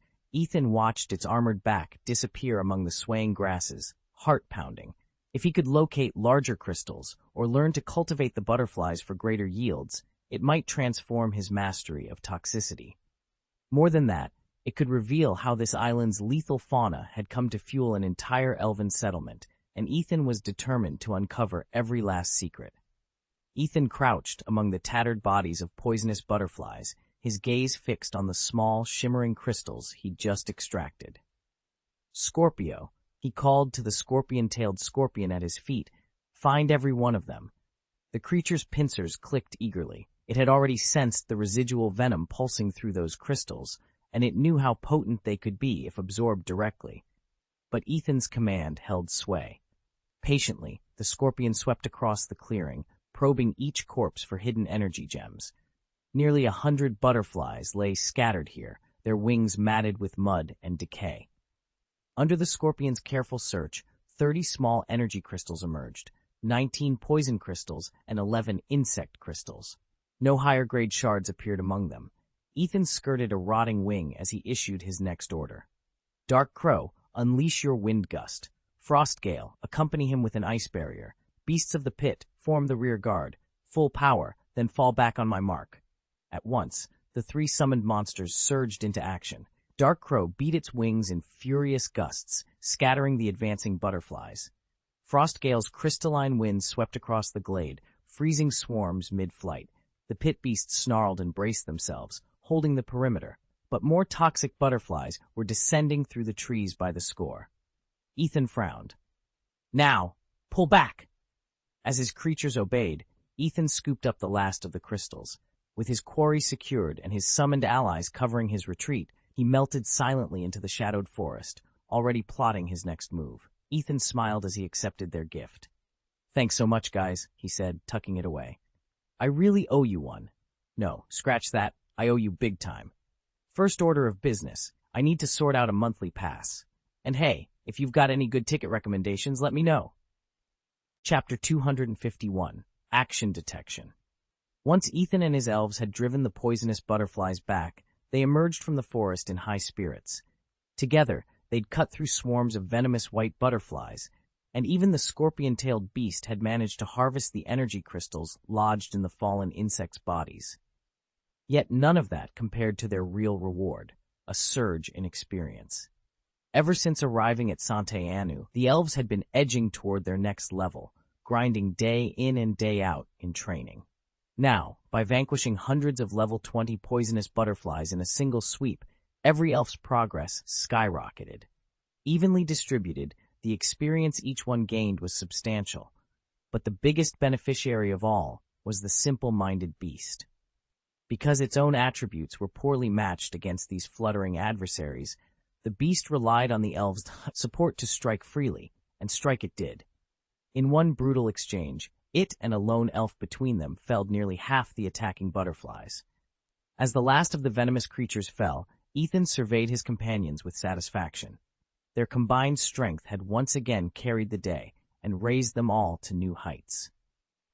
After emerging from the Sante Anu trial, Ethan surveyed his team's progress. Every creature but the dull beast, who, despite not leveling up this time, still absorbed a hefty chunk of experience, had advanced. Dark Crow soared to level 5, Ghost Stone cracked level 6, Big Milk Tank climbed to level 3, Puller also reached level 6. Oddly enough, the claw-tailed scorpion, though it scored the fewest kills, benefited most from the battle's ferocity and its earlier training, jumping 2 ranks to level 16. Such a rapid rise wouldn't be so easy to repeat, but overall, Ethan's summons had grown noticeably stronger. Now only the poisonous butterfly forest stood between him and his next goal, its air thick with countless venomous wings. Ethan refused to turn back. After a brief rest to restore their strength, he adjusted his pack, checked his weapons, and led his team into the forest once more. Whether to sharpen his creature's combat skills or to harvest the coveted energy crystals, the poisonous butterflies were firmly in his sights. Ethan paused at the forest's edge, watching the swallowtail butterflies drift through shafts of dappled sunlight. He'd come here for the poison butterfly forest's famed energy crystals, but he couldn't help wondering whether the graceful swallowtails harbored them too. During rest breaks, Ethan tended to the injured wild elves by using his energy cubes to restore their mana and offering them milk from his portable cask for physical recovery. Today, however, he decided on an experiment. He withdrew a single poison energy crystal and held it out to his claw-tailed scorpion companion. Nearby, Ghost Stone, Ethan's spectral ally, floated in eager curiosity, its pale glow flickering at the sight of the crystal's toxic aura, though it hadn't yet absorbed any of the poison. Ethan smiled as the scorpion accepted the crystal and began to feed. Once it had metabolized the toxins, he planned to test another type of energy crystal on Ghost Stone. So far, the scorpion had proven a reliable test subject, and even if this small crystal produced unwanted side effects, they would dissipate quickly. If anything went wrong, Ethan would simply abandon the trial and move on. Ethan sent a silent command to the chip: monitor the scorpion-tailed scorpion's vital signs in real time, calculate the effects of its recent energy crystallization, and track any shifts in its stats. Obediently, the scorpion absorbed the poisonous energy into its core, then closed its eyes and collapsed. From the outside, it looked unchanged, but through his chip's interface, Ethan watched its data streams with interest. The readouts showed the creature's internal energy surging and fluctuating, especially its toxic reserves, and even its overall endurance ticked upward. 10 minutes later, the scorpion stirred and opened its eyes, fixing Han with an intense, almost pleading gaze. It couldn't explain what had happened inside, only that it was now charged with fresh power, and convinced that a few more doses would spark yet another shift in its abilities. To the elves, such a process was called transformation. To Ethan and his chip, it was simply a level up. Ethan stared at the chip's real-time scan, astonished by the numbers it spit out. The small poison energy crystal in his hand was supposedly tiny, but its effect was anything but. According to the chip's calculations, if his claw-tail scorpion consumed just 10 more of these crystals, it could trigger another evolution. That didn't make sense. This scorpion had only just completed its last upgrade, and those normally demanded far more energy. Were these poison energy crystals accelerating a sprite's growth? And that wasn't all. The chip also detected a slight rise in the scorpion's total energy after it absorbed the crystal. The change wasn't noticeable to the creature itself, but the sensor module picked it up clearly. Could these crystals even sharpen a sprite's innate talents? The data suggested they could, though only marginally. At the scorpion's current rate of improvement, Ethan estimated he'd need on the order of 10,000 of these crystals before he saw any meaningful boost to its poisonous aptitude. Nonetheless, the discovery was tantalizing, a compact power source with the potential to both speed up evolution and refine natural gifts. Ethan frowned as he reviewed his notes. Every time he fed an energy crystal to a sprite, its growth spurt was identical, and no hint of resistance ever appeared. If overuse eventually did trigger resistance, he'd need even more crystals to compensate. Then a new question struck him. What if a sprite tried to consume an energy crystal of an attribute it didn't match? He wasn't about to experiment on his own bonded elf, and crystals were too rare to waste on random trials anyway. Still, Ethan couldn't deny how intriguing the island had become. The wild elves here weren't exceptionally powerful. Their levels hovered in the low ranks, but their abilities were nonetheless remarkable. His primary goal in exploring this place was clear: gather as many energy crystals as he could. If he stumbled upon any elves with exceptionally high aptitude, he could capture them and add them to his roster. The only uncertainty was how long he'd remain stranded away from the human world. The longer he stayed, the greater the strain on his supplies, and if he tried to catch too many elves at once, he'd run short on food. With that in mind, Ethan made a practical decision. He wouldn't bother capturing any elf whose aptitude fell below the light green threshold. It was the most sensible way to balance his limited resources against the potential rewards. Ethan examined the captured spirit once more. At light green quality, it wasn't top tier, but it still held real value. Ideally, he'd want spirits rated green or higher. This one would do for now.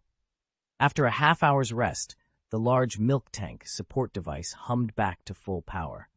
As its restorative infusion spread through their ranks, the elven warriors quickly returned to peak condition. Even so, the fine powder that drifted through the poison butterfly forest remained a constant aggravation, clogging breaths and stinging eyes. Still, Ethan couldn't deny how reliable his support system had become. He even took the opportunity to practice the cure ring technique while the elves recovered. He wasn't yet proficient, but each casting showed real promise. And, more importantly, there was no pressing need to rush his mastery. With their defenses bolstered and the cure ring at the ready, Ethan had led the elves straight into the heart of the poisonous white butterfly's nest. No longer hampered by the powder's interference, the elves were free to unleash their full assault.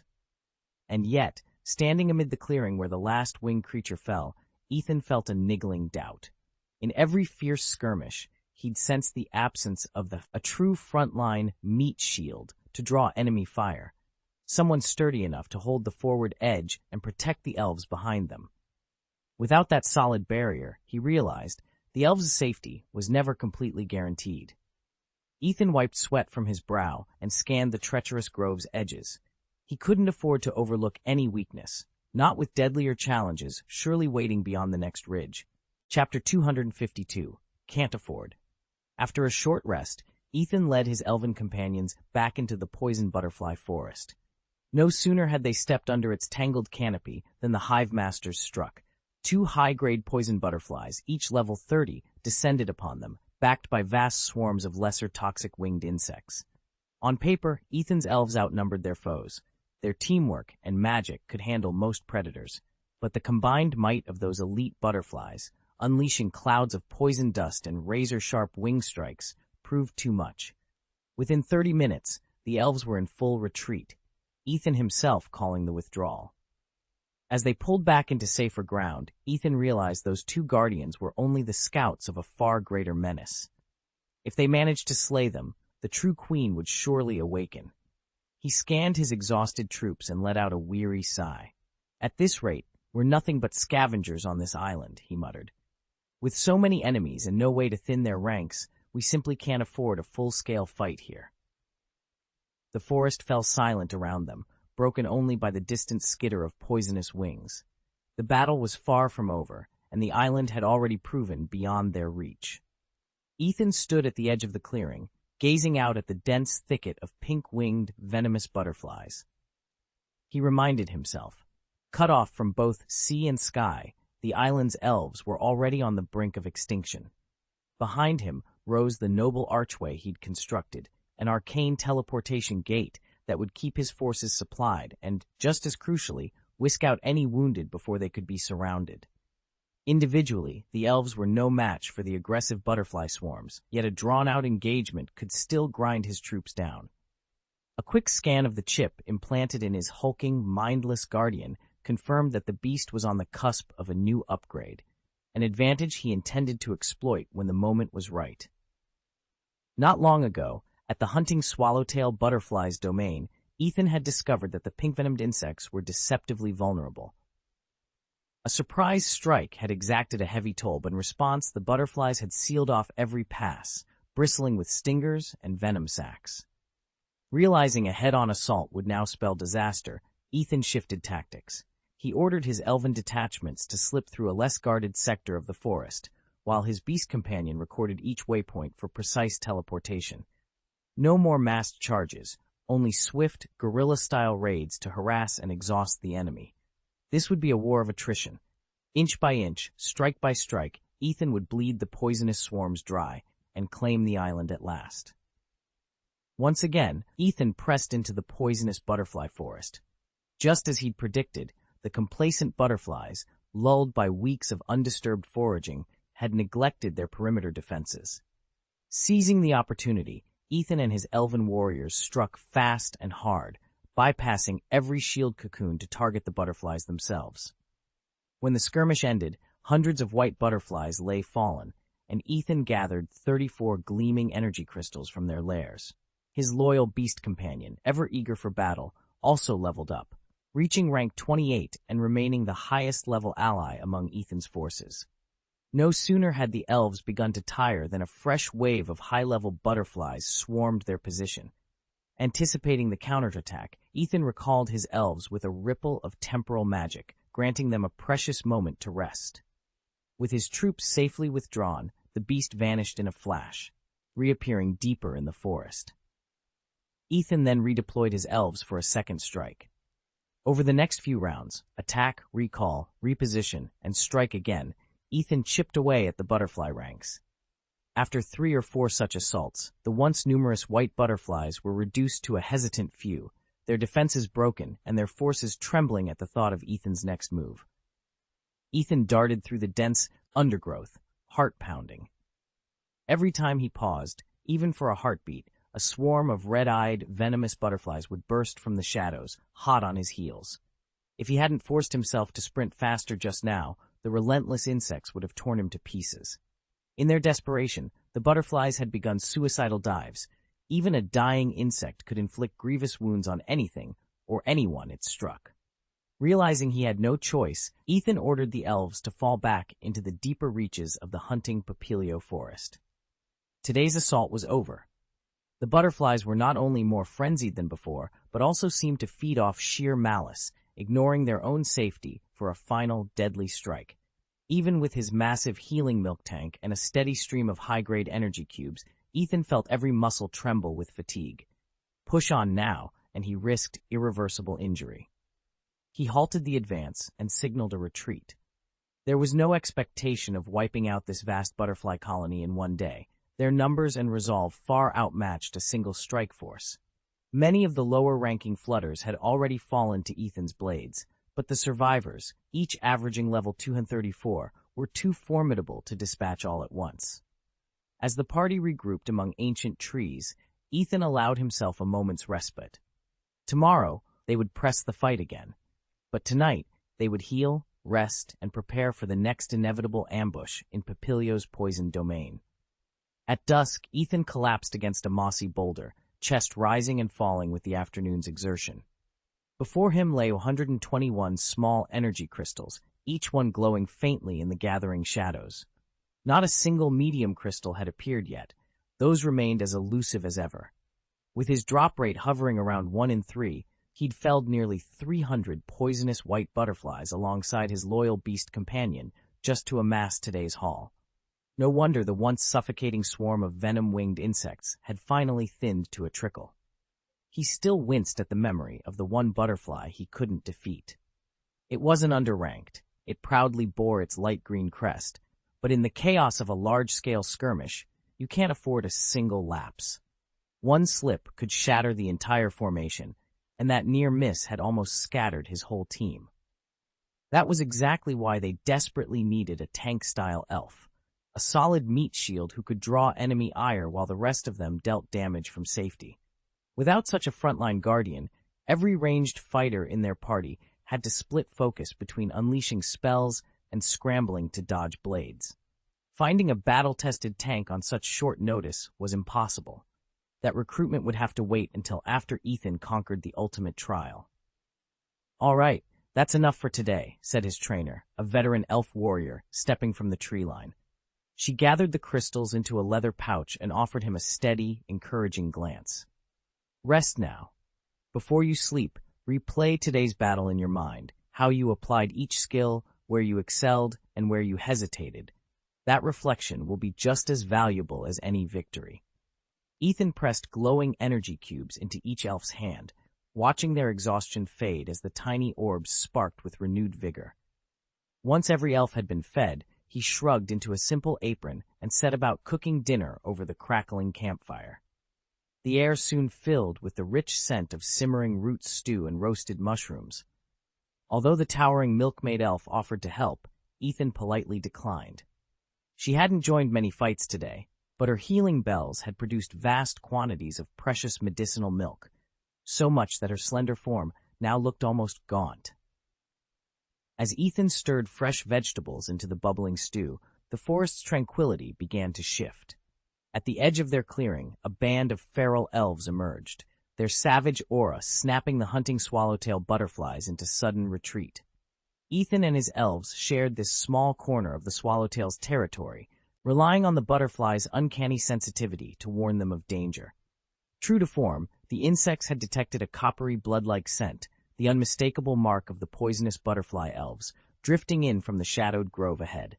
The entire camp fell silent, every eye fixed on the darkening tree line, as the intruder's fierce momentum drew inexorably closer. Ethan led the hunting Papilio troop into the dew-wet glade just as dawn's first light sifted through the canopy. Golden mist curled around every branch, but it was the flutter of iridescent, poison-winged butterflies that drew their attention, and their blades. By the time the sun reached its zenith, no one could say exactly how many had fallen under their strikes, but the numbers ran well into the hundreds. High above them, the silver-fanged elves watched with wide-eyed awe. Every time Ethan dispatched a venomous specimen, one of his teammates cut down a swallowtail of equal size and speed. The elves simply couldn't keep pace. The hunter's efficiency left them reeling, outmatched 3-1 in sheer skill and speed. As the final butterfly crumpled to the forest floor, a roar rose from the stands. Enormous banners unfurled overhead, their letters glowing in the morning light. Craving more action? Secure your monthly pass now. Limited tickets available. Subscribe for exclusive updates. Even as the excitement fizzled in the glade, it was clear the legend of Ethan and his Papilio hunters was only just beginning. Chapter 253. Goodbye, boss. Ethan spent the entire day scouring the poison-wing forest for those venomous white butterflies. By dusk, he'd exterminated every low-grade specimen in his hunting ground, except for a lone grade 30 beast fluttering high in the canopy. When at last he cornered it, the creature dropped a single, medium-sized crystal as it fell. Inventory update item, energy crystal, medium. Attribute, toxic effect. When ingested by an elf, it temporarily boosts the poison system's energy reserve, and in greater quantities can even awaken latent talent within that system. Source, high-purity energy concentrates in the body, occasionally crystallizing after extended use. Ethan crouched at the forest's edge, studying the faintly glowing shard. He tapped the hounds at his side, his so-called foolish beasts, and gave them a sharp nod. They would maintain a guerrilla campaign against the tougher butterflies, luring them into traps and whittling them down over time. As for the formidable grade 30s, he refused to engage them in head-on combat. Each time one appeared, he'd call off the attack, whisking the elves back to safety before reinforcements could arrive. The strategy was paying dividends. The overall butterfly population had plummeted, and territory once overrun by their toxic swarms was now firmly under Ethan's control. But eliminating the last of these high-level threats would require patience and precise coordination with his elven allies. As the forest grew quiet under the rising moon, Ethan pocketed the energy crystal, already planning his next move. Tomorrow, he promised himself, he'd push deeper and finally bid farewell to the last of the poisonous white butterflies. Ethan's swift victories had given the poison-wing butterfly clan a false sense of security. They believed that as long as their 30-level guardians stood watch, Ethan wouldn't dare strike again. Yet lofty expectations often meet harsh realities. One by one, the elite poison-wing sentries, handpicked by their leader, fell to Ethan's blades. By the end of the day, only 2 or 3 caterpillars remained in the entire clan's territory. Those larvae would soon mature into a fresh brood of poisonous butterflies, but the newcomers would be no real threat. Ethan already had a plan for the next morning. He would hunt down and eliminate the clan's leader. With that final blow, the poison-wing butterfly threat would be all but wiped from the island, and for the foreseeable future, their numbers would never again coalesce into a dangerous swarm. Even so, Ethan felt no pressure. His campaign had yielded such an overwhelming harvest of resources that he could easily turn his attention to other hostile factions hidden in the island's uncharted depths. Clearly, this place had gone unclaimed, or at least unexploited, for a very long time. And now, little stood between Ethan and absolute control of its wild, untamed riches. Ethan pressed forward beneath the forest's dim canopy, gathering every rare medicinal herb and exotic fruit he could find. Branches laden with glistening tree fruits hung low, and clusters of vibrant mushrooms peeked from mossy stumps. He harvested them all, tucking each precious sample into his packs. Only a day had passed since the frantic clash with the high-level elves, yet something had changed. Though neither his nor his companions' levels had risen, their combat prowess had sharpened dramatically.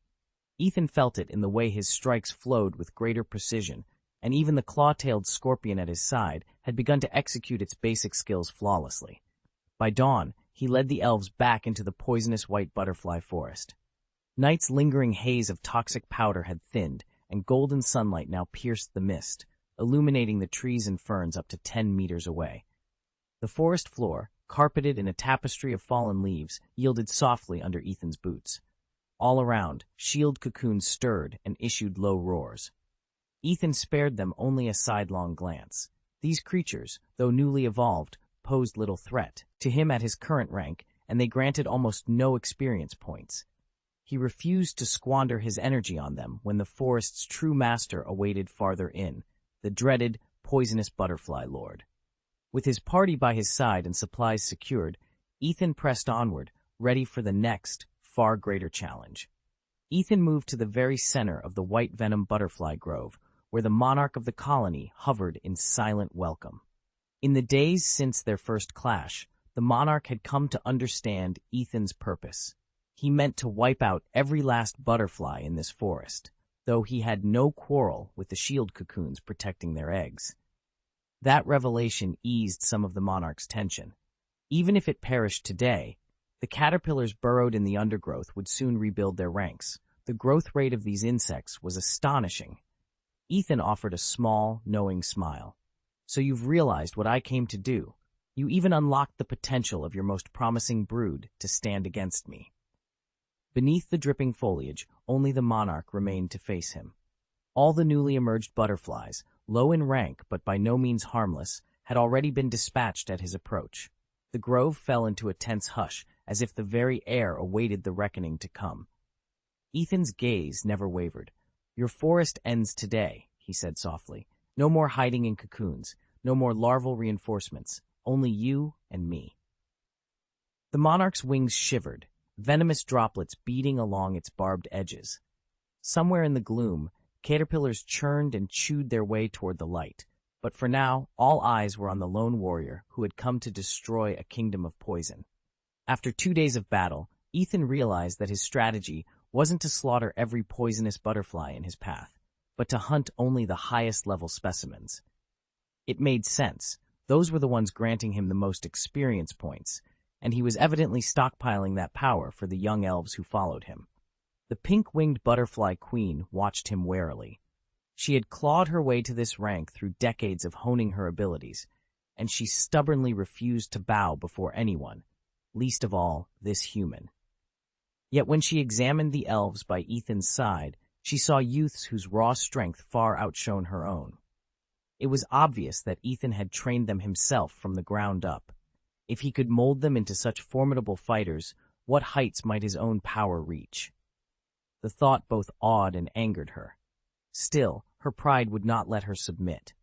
Even if this human was accelerating her rise in power by picking off the mightiest among her kind, she would not tolerate the slaughter of her subjects.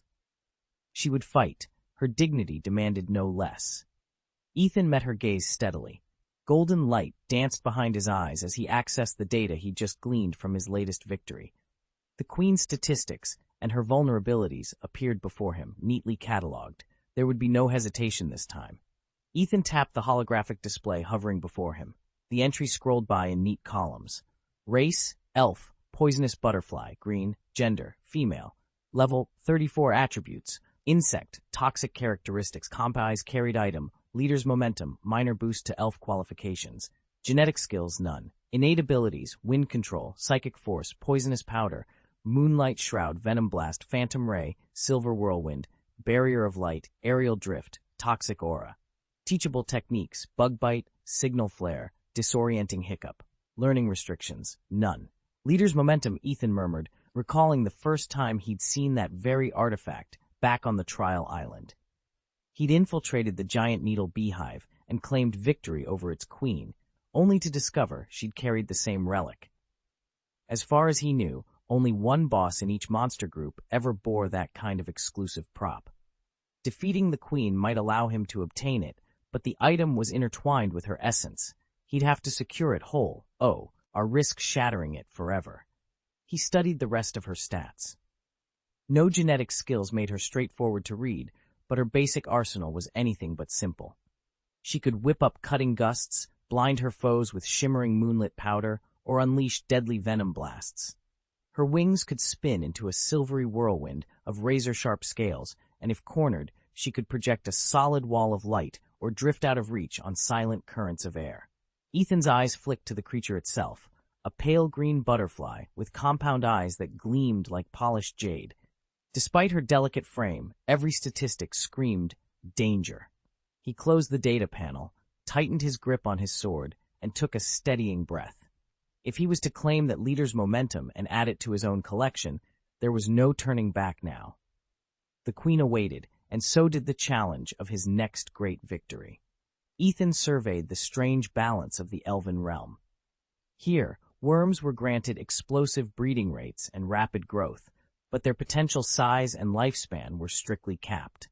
The result was creatures that appeared everywhere, yet were seldom welcome. Their spirits readily formed swarms, and it wasn't uncommon for a particularly strong group to spawn a proper boss worm, complete with unique artifacts and abilities. He tilted his head. What might happen if he actually captured such a boss, riding its newfound prestige?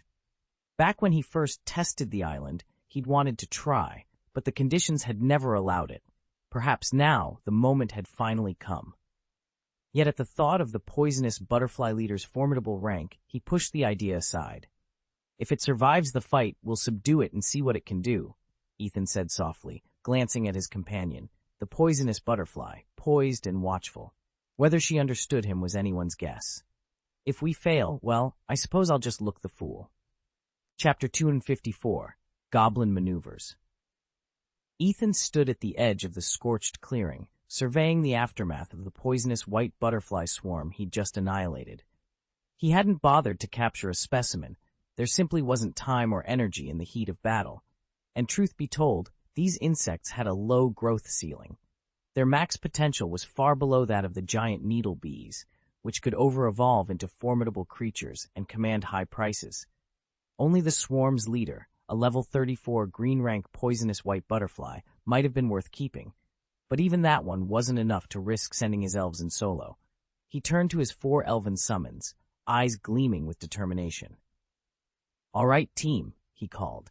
"This one's tougher. Remember the plan. Focus your mana, now." The elves closed their eyes, forming tight circles with their hands as their voices dropped to ritualistic whispers. A soft glow gathered around them, flickering first in silver, then deepening to violet and black. When they opened their eyes, the air around them seemed to hum.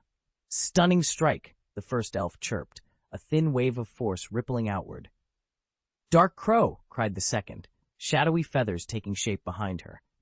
"Wind sprint," came the third's call, as he blurred forward on a cushion of air. "Grapple claws," shouted the fourth, talon-like energy crackling around his fists. "Spectral stone," "ultra-toxin," they added in unison, their effects layering in a deadly combination. In a blur of motion and magic, the 4 elves converged on the leader butterfly. Shadows and wind tore at its wings, spectral blades slashed at its thorax, and a final surge of venomous energy engulfed it. The beast let out a strangled screech before toppling from the sky, its wings crumpling like wet silk. Ethan exhaled and sank to one knee, adjusting the straps on his gauntlets. He'd made the right call. By coordinating his summons, he'd taken down a dangerous foe without risking a single elven life. Now, he could catch his breath and prepare for the next move. Behind him, the forest held its breath, as if waiting for the real fight to begin. The goblin patrol was surely on its way. Ethan sat in deep meditation, wholly confident that the poisonous butterfly's malevolent aura couldn't reach him. At the same moment, the dark crow launched into the air, its wings slicing through the stillness and stirring a gentle tailwind around the elves. Each beat of its wings honed its downwind technique further, and the entire group felt their speed and reflexes sharpen. Nearby, Zala stood stock still, golden eyes locked on the butterfly. With a low, rumbling growl, she scraped her claws together, a harsh, warning noise that spoke of her readiness to strike at the slightest threat. Paula mirrored her guardian's stance, coiling her muscles in preparation. She would spring forward the instant anything changed. A chilling laugh broke the tension. From the shadows, Ghoststone emerged, appearing almost beside the butterfly in a blink. In his outstretched hand pulsed a sphere of wicked, roiling venom, an alchemical creation distilled from Ethan's own research. Any elf unfortunate enough to touch it would be felled instantly, poisoned by a toxin far deadlier than any they had faced before. Ethan studied the pale butterfly hovering before him. Its partial resistance to poison cut his venom-based attacks in half, but the toxin still seeped in continuously, each moment adding to its wariness. When his team had first faced a level 30 toxin wing, they'd leaned on Ghoststone's poison moves to slowly drain its strength. This alpha, however, was different. As Ghoststone lunged, claws crackling with virulent energy, the butterfly leader quivered its pale green wings and slipped the strike entirely. Not a drop of poison had landed. Ethan's face remained calm. Dark Crow, snatch it out of the air, then follow up with wing attack. Golly, use taunt. Psycho, hit it with Psyshock. Ghoststone, close in and finish with Poison Fang. In a blur of feathers, Dark Crow dove, its playful cunning twisting every motion into a nightmare of feints and strikes. The battlefield fell silent for a heartbeat as the Alpha Toxin Wing staggered under the coordinated onslaught, Ethan's strategy unfolding with ruthless precision. Although Paula's grappling move didn't seize the butterfly's venom attack outright, it was enough to throw her off balance. Seizing the opening, Paula darted forward and unleashed a taunt so piercing that the poisoned creature couldn't settle its poison again. Furious, the butterfly leader thrashed its massive wings in frustration, whipping up two spiraling gusts, one aimed at the larva, the other straight for Ethan, whom it saw as the real threat. Fresh from meditation, Ethan disappeared in a blur of blue light, sidestepping the toxic wind in an instant. His eyes glowed with an ethereal flicker as he poured his mental energy into a formless psychic shock. At the same moment, Ghoststone charged in, its two clawed arms wreathed in the deadliest toxin it could muster. The convergence was devastating. Ethan's spirit blast shattered the butterfly's defenses, and Ghoststone's venomous strike ripped into its body. The poisoned wings fluttered chaotically, but the combined assault left the monstrous butterfly reeling, its power broken, its threat extinguished. Ethan watched in tense silence as the poisonous butterfly queen let out a cry of pain. Her once vibrant green wings flickered with a sickly purple glow, the mark of a potent poison. Yet this elf was no ordinary adversary. She wielded formidable psionic powers. Though Paula's taunting strike had momentarily stunned her, the queen recovered almost instantly. Realizing Paula's provocations had blocked some of her usual spells, the poisonous butterfly queen drew upon every ounce of her strength. With a roar, she unleashed a titanic mental wave, her most devastating technique, Fantasy Light, directly at the nearest Ghoststone. The attack struck with unerring precision. At such close range, Ghoststone had no chance to evade. It collapsed to the ground, battered and screaming. The combination of the queen's high level and the double-enhanced might of her superpower nearly annihilated Ghoststone in a single blow. Ethan's jaw tightened. Level gaps like this were insurmountable. Even with four elves coordinating seamlessly, their teamwork could not bridge such an overwhelming difference in strength.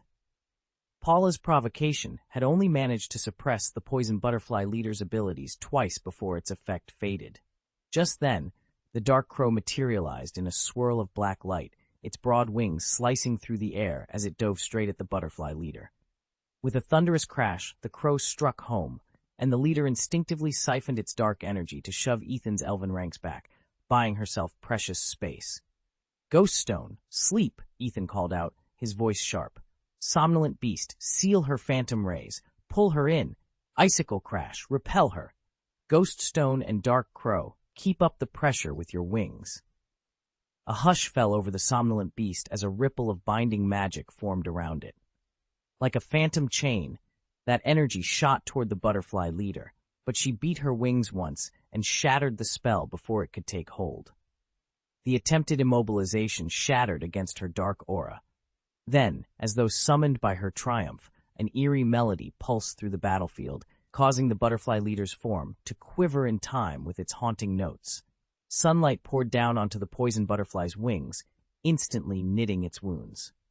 From his vantage point, Dark Crow let out an exasperated caw. It was simply too far away to use Rob. Ethan's brow darkened as he realized what had happened.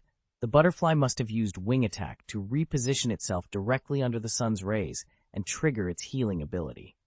This leader was proving tougher than he'd imagined. He'd already fought 30 or so lesser poison butterflies, and each had been a handful, but none had come close to matching her finesse. She hovered with effortless grace, timing each flap to catch the light just so. That precision could only mean one thing, a fairy-type move. "Moonlight?" he whispered to himself, already piecing together her strategy. Most trainers knew nothing of fairy-type techniques. After all, the Alliance had yet to officially recognize that class, so its secret methods remained largely unheard of. But Ethan had an advantage. In his previous life, fairy-type creatures had been wildly popular, and he'd studied their abilities inside and out. Now, every detail of Moonlight was clear in his mind, and he was ready for her next move. The sudden appearance of the fairy line left the dragon trainers reeling. Their losses were catastrophic, and the debts they'd racked up now loomed larger than ever. If they wanted any hope of digging themselves out, they'd need a fresh infusion of funds, fast. Their first break came when Rudder Master Sunstrider and the Celestial Overlord stepped forward with generous rewards. Ethan and the others bowed deeply in gratitude, then immediately submitted requests for monthly passes, recommendation tickets, and subscription vouchers. Any advantage they could get to keep their dragon training enterprise afloat. Chapter 255, Live Target, Leader of the Poisonous Butterflies. Ethan paid no mind to the self-styled Dragon League champion standing across the arena. He'd loudly proclaimed that the arrival of fairy-type Pokémon would shatter any dragon specialist's reign. In truth, though, everyone knew he was really the undisputed king of the Flying League.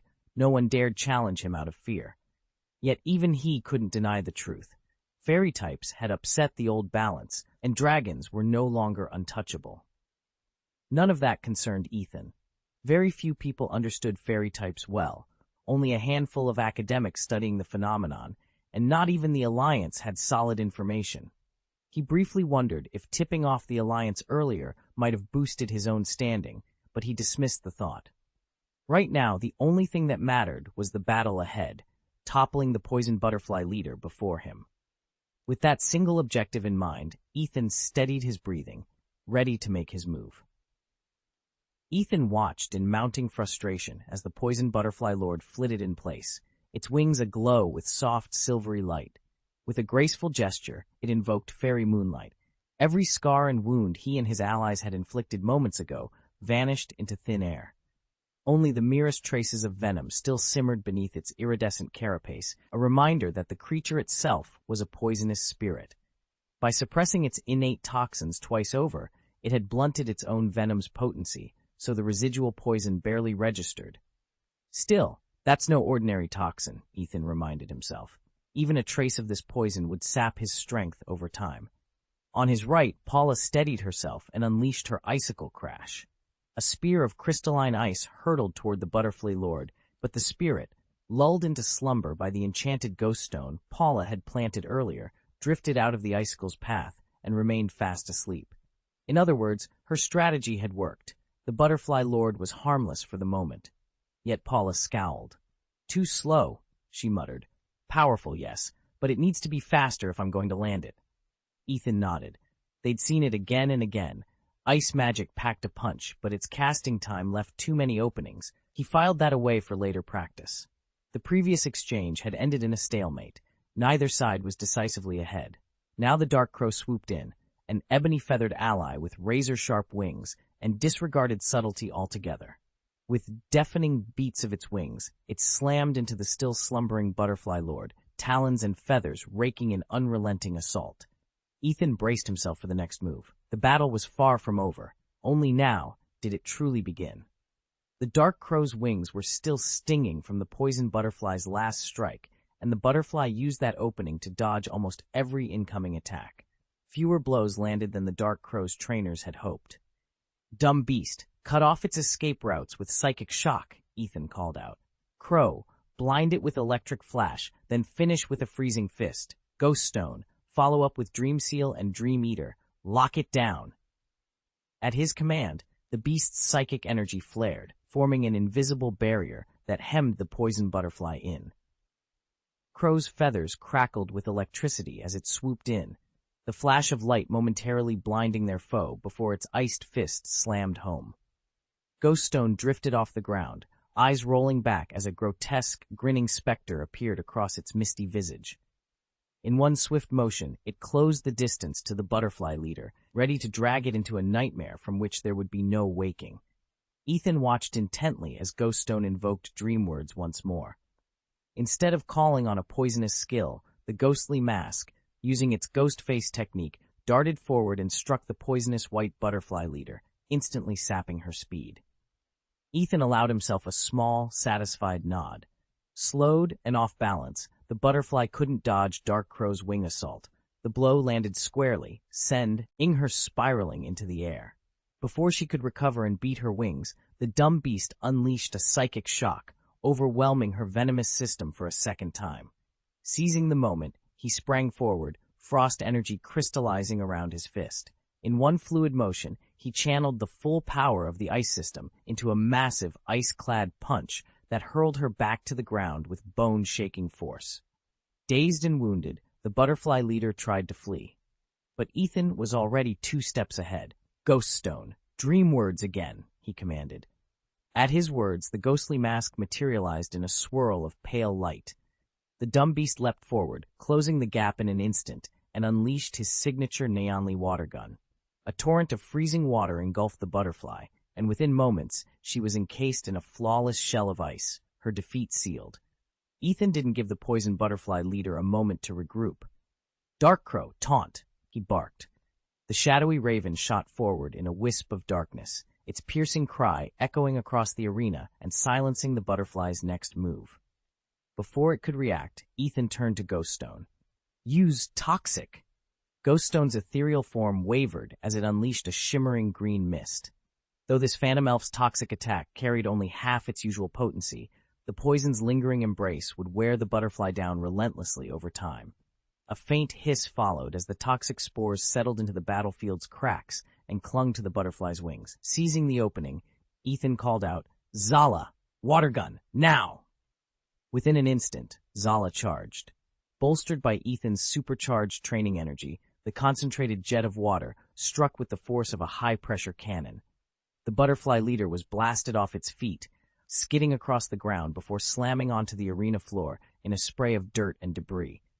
Before the butterfly could recover, Zala unleashed one final attack. Ice wind!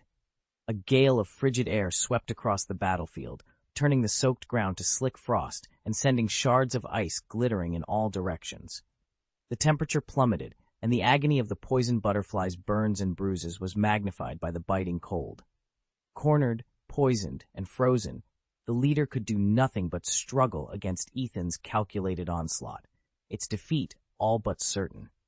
Though Dark Crow's taunt wasn't as polished as his pull command, the poisonous butterfly lay helpless on a metaphorical chopping block, an opportunity he couldn't resist. With a mocking caw, he goaded her until every flicker of resistance drained away. In the very next moment, the four elves pounced, unleashing a furious volley of spells and arrows into the crater that sheltered the Butterfly Queen. No sooner had Ghost Stone shaken off his stupor than he charged into the breach as well. Their combined assault drove the wounded creature deeper into the earth, the once solid ground collapsing and mingling with displaced rock and soil. The crater widened and sank under the weight of their onslaught. The elves showed no mercy. They remembered all too well the terror of the Queen's fantasy light, the dazzling power that had once nearly undone them, and they refused to let her recover. Each of their strikes was fueled by the resolve that she must be broken completely, or they themselves would pay the price. By the edge of the battlefield, Ethan stood as still and unreadable as a statue, a massive milk canister clipped to his belt. Next to him, the scorpion-tailed scorpion, a curious little creature, took a deliberate sip from the canister's spigot. Its multifaceted eyes darted between Ethan's impassive face and the swirling dust of battle, as if weighing both for signs of what would come next. Chapter text. The claw-tailed scorpion realized, with growing alarm, that the two brothers he'd always thought were laid back were nowhere near as easygoing as before. These beasts typically slaughtered elves without mercy, yet they'd never attacked so ferociously, almost as if they were facing a true adversary. Ethan noticed their wary glances and cleared his throat. Cough, almost done. I'll log off the moment I finish this. At the sound of his voice, both scorpions inexplicably halted their assault. Such tempting live bait could never withstand those deadly pincers for long anyway. Ethan allowed himself a small smile. His familiar had wasted no opportunity to hone its skills. Flanked by his stalwart healer tank companion and the scorpion-tailed scorpion, he stepped forward and surveyed the dying poison butterfly on the forest floor, releasing a sigh of relief. A creature like this was worth a small fortune. Losing one would have been disastrous. But just as Ethan crouched closer, the earth beneath them shuddered. Cracks spidered outward from a central fissure, and both scorpions froze, their beady eyes fixed on the widening split in the ground. Author's note. A heartfelt thanks to poor Monk I for generously gifting 8,700 starting coins and sponsoring this chapter. If you've enjoyed the story, please consider showing your support with a monthly pass, recommendation tickets, or a subscription. Your encouragement means the world. Chapter 256, Blame Me for Being Too Heavy. Ethan watched as the dumb beast's face froze in confusion. No matter how fiercely it had fought, it could hardly pin the blame on anyone else, especially not after delivering a blow so powerful the floor itself cracked moments ago. The elves who'd been ogling the busty female warrior exchanged quick glances, then tore their eyes away and refocused on the large containment tank at the center of the chamber. Inside it hovered the dark crow they'd been tracking. Their brief excitement drained away in an instant. The warrior, towering and broad-shouldered, crossed her arms and scowled at their shifting stares. "We've been battering that thing forever," she snapped. "We nearly finished it off. The ground even cracked under our hits, and now you're telling me it's my fault because I'm too heavy? Me? A woman? Give me a break." Before anyone could answer, she slammed her boot onto the stone floor. Crack! A network of fissures fanned outward from her foot. The elf's jaws dropped. Even Ethan took a step back, stunned by the raw power in that single stomp.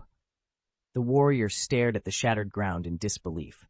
She hadn't unleashed any special technique. How on earth had she broken solid rock with pure strength?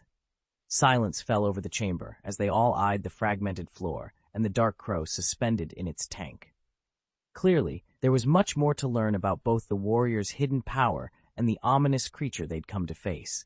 Is he really that heavy? The big milk tank wondered, doubt creeping into her mind. She planted one massive foot onto the stone floor, not even using her full strength, just letting her weight carry the motion. Still, click, click, click, the sound of widening cracks snapped through the chamber beneath her heel.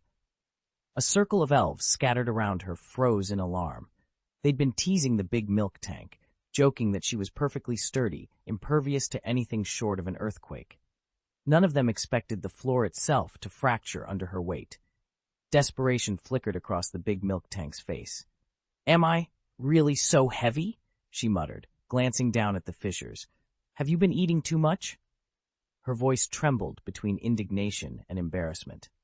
From a short distance away, Ethan watched the exchange in amused silence.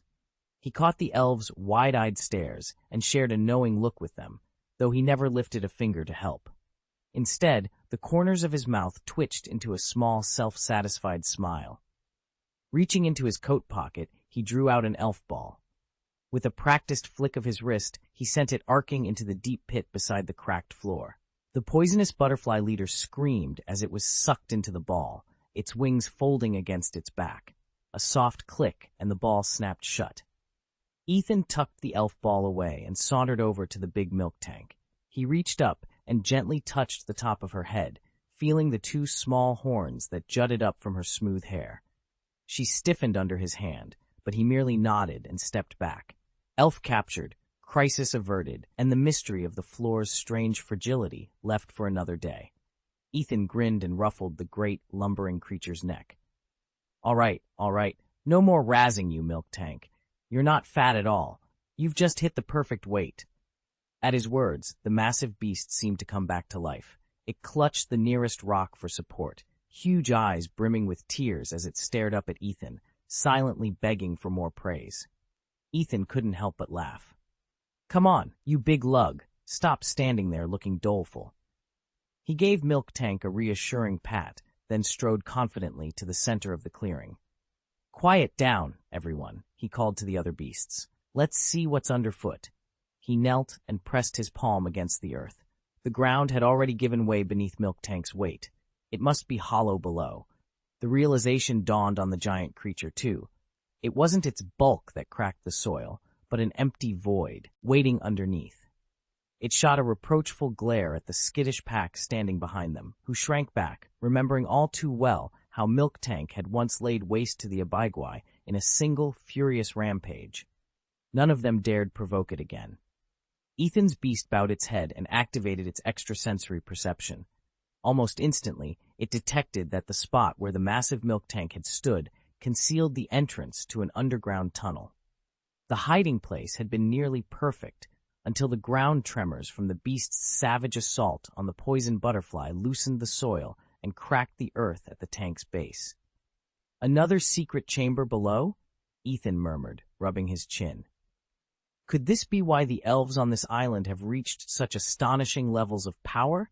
He'd long suspected that some hidden force was sustaining the high concentration of elite elves here. Now, deep within the Poison Butterfly clan's territory, they'd finally uncovered a clue. But for the moment, Ethan pushed that mystery aside. With the battle just won, his party having beaten the Poison Butterfly Lord's brute, they'd all leveled up again. After yesterday's fight, the elves had only just finished assimilating the changes from their previous upgrade. Ethan knew it had taken them time to adapt. Now, refreshed and more powerful, they were ready for whatever lay behind that crack in the earth. Ethan stared at the glowing status screen in disbelief. After today's grueling battle with the poisonous butterfly queen, his elves had once again amassed enough experience to level up, though not all of them benefited this time around. Ghoststone had already received an earlier rank boost from the queen's toxic gas, and the loyal sentinel remained fixed at Ethan's side, so those four saw no change. The other 8, however, climbed another step in power. The dummy beast now stood at level 29, a single point away from the coveted level 30 milestone. Dark Crow, Ethan's primary damage dealer, rose to level 26, matching Ghoststone's rank once more. Paula advanced to level 27, becoming the second strongest of Ethan's elves, outmatched only by the mighty dummy beast. Thanks to their superior bloodlines and crushing attribute bonuses, any showdown between the dummy beast and Paula would almost certainly end in victory for Ethan. Ethan said nothing. After all, each elf's growth only strengthened the team as a whole, and that was the true measure of their success. Ethan hesitated a moment, weighing his options. If he pushed the Earth Beast into another clash, it would leap straight to level 30, and in their world, every 10 levels meant advancing an entire tier. The power jump was undeniable. Unleash it now, and Ethan would stand toe-to-toe with an average rocket squadron captain, strong enough to slay his foe. Of course, the tactic carried risks. The beast might suffer heavy wounds, and the elves at his side could be hurt, or worse. Still, charging a squadron leader head-on wasn't sheer folly. If anything, a close-quarters ambush promised better odds. He drew in a steady breath, recalling how much he'd changed since eradicating one of the island's 4 great tribes. The lessons he'd learned from the elves had reshaped his tactics and himself. When his thoughts were clear, Ethan pointed to a rough stretch of ground ahead. "Dig here," he ordered. At once, the Earth Elf contingent sprang into action. The Earth Beast concentrated, its mind bending the soil like wet clay. Chunks of earth peeled away under its control, tumbling into a growing trench. Beside it, Zola's gloves glowed with frost. Jagged ice claws materialized on her knuckles as she raked the dirt aside, carving through rock and root with frantic precision. In moments, a broad pit yawned before them, ready to become the stage for their next move.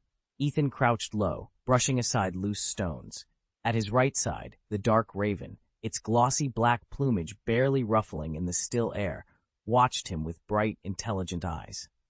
Beside the raven, the massive creature Ethan had nicknamed Big Milk Pot struggled to lift its stubby limbs through the rubble.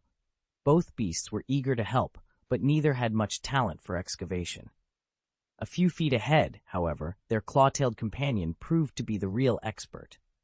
The scorpion, whom Ethan referred to simply as Scorpius, dug with uncanny precision, flipping aside clumps of earth and small rocks as if he'd been doing it his whole life. Ethan couldn't help but smile. For all their strengths, it was Scorpius who was clearing the way. Bit by bit, the ground gave up its secret. First, a weathered stone slab appeared. Then, beneath layers of dust, a narrow archway etched with faded runes came into view. Ethan reached out, letting his fingertips trace the ancient carvings. With a final sweep of his hand, the entrance stood fully revealed, an invitation to whatever mysteries lay hidden beyond. Chapter 257, Underground River. Ethan's small skiff came to rest on the shore of an uncharted island, its jungle fringed by the fluttering wings of poisonous butterflies. Their warning colors glowed in the dim light, but Ethan paid them little mind. He'd come in search of energy crystals, or at least traces of a stray energy entity that local elves had been inhaling to form crystalline deposits in their bodies. Instead, his eyes fixed on a yawning fissure in the undergrowth. "An underground river?" he murmured, lowering his pack. The entrance yawned wide, revealing only darkness. He advanced, curiosity overcoming caution. The elves accompanying him exchanged glances, but matched his pace. At the ledge, Ethan hopped into the void. Seconds later, a faint hum activated in his wrist, the beast chip's anti-gravity field. He floated a few feet above the jagged stones, then drifted down gently. The same calming frequencies pulsed through his chip, soothing him and the elves alike. Ethan knelt by the riverbank. The mud was unnaturally soft, undoubtedly softened by the hidden current beneath. He scooped a handful, letting it slip through his fingers, and studied its fine, silky texture. Rising, he edged closer to the water's ink-black surface. He cupped his hands, lowered them into the flow, and took a sip. A faint, earthy tang brushed his tongue, but nothing more.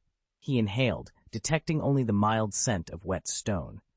"Chip," he said, tapping the holographic display that sprang from his wrist. "Scan the water for any exotic minerals or energy signatures."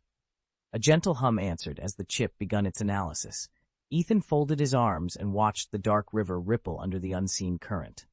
Whatever mysteries this island kept, they wouldn't yield easily, and he intended to unearth every one of them. Ethan stared at the chip's readout in silence before the data sprang to life on the screen. He scrutinized the analysis of the subterranean river water and felt a jolt of surprise. "This water, it actually contains faint energy fluctuations," he murmured. "So the energy crystals we find in those poisonous white butterflies, could they really originate from this river?" He frowned. How could a small island, surrounded by salt water, harbor an underground stream of fresh water? If it were seawater, it would make sense, but this was a hidden vein of pure, dark water running beneath the island's core. Ethan's mind raced toward the island's central lake. Could the two be connected? No wonder a tropical dragon made its lair there, and why even the elves dared not approach the lake's shores lightly. It lay some distance from their villages, and its guardian made every journey perilous. Yet the butterflies he'd tracked had no choice but to flock to its banks to drink. That same subterranean flow must be feeding the island's extraordinary plant life, the towering trees that shaded entire groves. Plants so rich in life force would in turn imbue any creature that consumed them. Perhaps that was how the local elves, by eating these energy-laced fruits and leaves, gradually built up reserves of power within their bodies. Ethan tapped the chip thoughtfully. Everything was connected: river, lake, forest, and the eerie crystals gleaming in those poisonous butterflies. Now he just had to unravel exactly how. Ethan watched as the latent energy attributes in the bodies of those fallen creatures slowly fused and crystallized into several glowing energy attribute crystals. Their medium size spoke to the delicate flexibility of this force, able to linger for long periods, accumulating strength until it condensed into higher quality gems. No wonder the island could sustain so many elves, each of whom was quite powerful. On average, they ranked above level 20. It all traced back to that underground river. But where did this dark stream come from, and why did it carry such potent energy? As one mystery resolved itself, new questions crowded Ethan's mind. He gazed toward the river's hidden source, debating whether to investigate further. Could the island's major elf tribes owe their survival to this subterranean current? Did every clan here possess the crystallization ability? Even the poisonous butterfly swarms, though not yet completely wiped out, had dwindled to weaker, younger cohorts, incapable of forming any energy crystals at all. Ethan surveyed the aftermath of his latest skirmish. Nearly 700 poisonous white butterflies lay strewn across the clearing, and from their fallen bodies he'd harvested 178 small energy crystals and 12 medium ones. If his scorpion-tailed scorpion consumed every last shard, ignoring any losses to resistance or inefficiency, it could vault from its current level to at least 27 within a single day. In truth, after only a few days of shadowing Ethan's main force, the scorpion-tailed scorpion had never been the frontline fighter.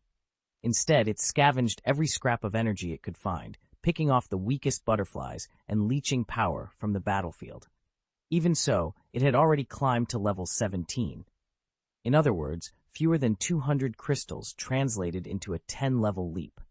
Imagine what a freshly hatched elf familiar could do with the same cache, surging past its most vulnerable stage in the blink of an eye.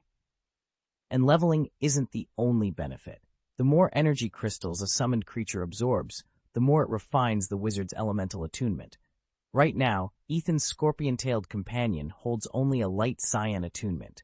To transmute fully into the next tier, it would need nearly 10,000 small energy crystals. If its attunement were already light green, just how rapidly could it ascend? Ethan paused, contemplating his next move. What about green tier qualifications? They should cost far less energy to upgrade. After all, not every spirit in his party had reached cyan level yet. The big milk tank only boasted a light green qualification, and the dark crow, even as the strongest of the dull beasts he'd encountered, was still stuck at dark green. Could he use these energy crystals to push them up to true green? His pulse quickened at the thought. Of course, the crystals he'd collected so far were pure insect and toxic type, useless for upgrading other spirit systems. But this cavern hid a dark river, said to pulse with untold power. If he could discover the source of that energy, perhaps he'd unearth a catalyst capable of boosting any spirit's qualification. Determined, Ethan summoned the metal torch he'd first used in the hamster cave from his ring. He refilled its fuel reservoir, struck a spark, and watched the flame gutter to life. Torch in hand, he moved cautiously toward the riverbank, its black waters murmuring secrets in the flickering light. Ethan picked his way along the riverbank, wincing as the splash from the churning dark water turned the path into sticky mud. Each step squelched beneath his boots, and by now the soles were thoroughly caked in damp earth.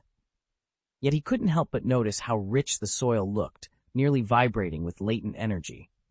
If it hadn't already been drained by nearby creatures, it would be perfect for cultivating rare medicinal herbs. He estimated that any plants rooted here might grow twice as fast and yield far stronger potencies.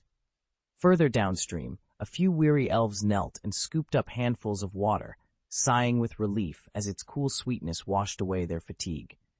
Even before any battle, the refreshment had done wonders for their stamina. Their companion beast, Ethan's loyal, if somewhat clumsy, familiar, had waded right into the river, paddling contentedly by Ethan's side. A couple of envious elves watched it frolic, wishing they could enlist such a carefree spirit.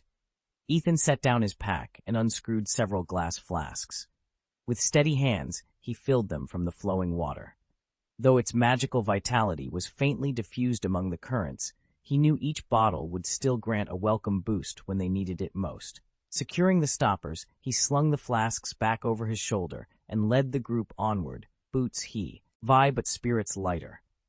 Ethan held the small azure vial in his palm, its surface glinting in the torchlight. Master Lin's gravelly voice broke the silence. "If you use this water next time, your energy blocks will respond even much more effectively," he explained. Ethan nodded, slipping the vial into his satchel. "One more dose, please," he said.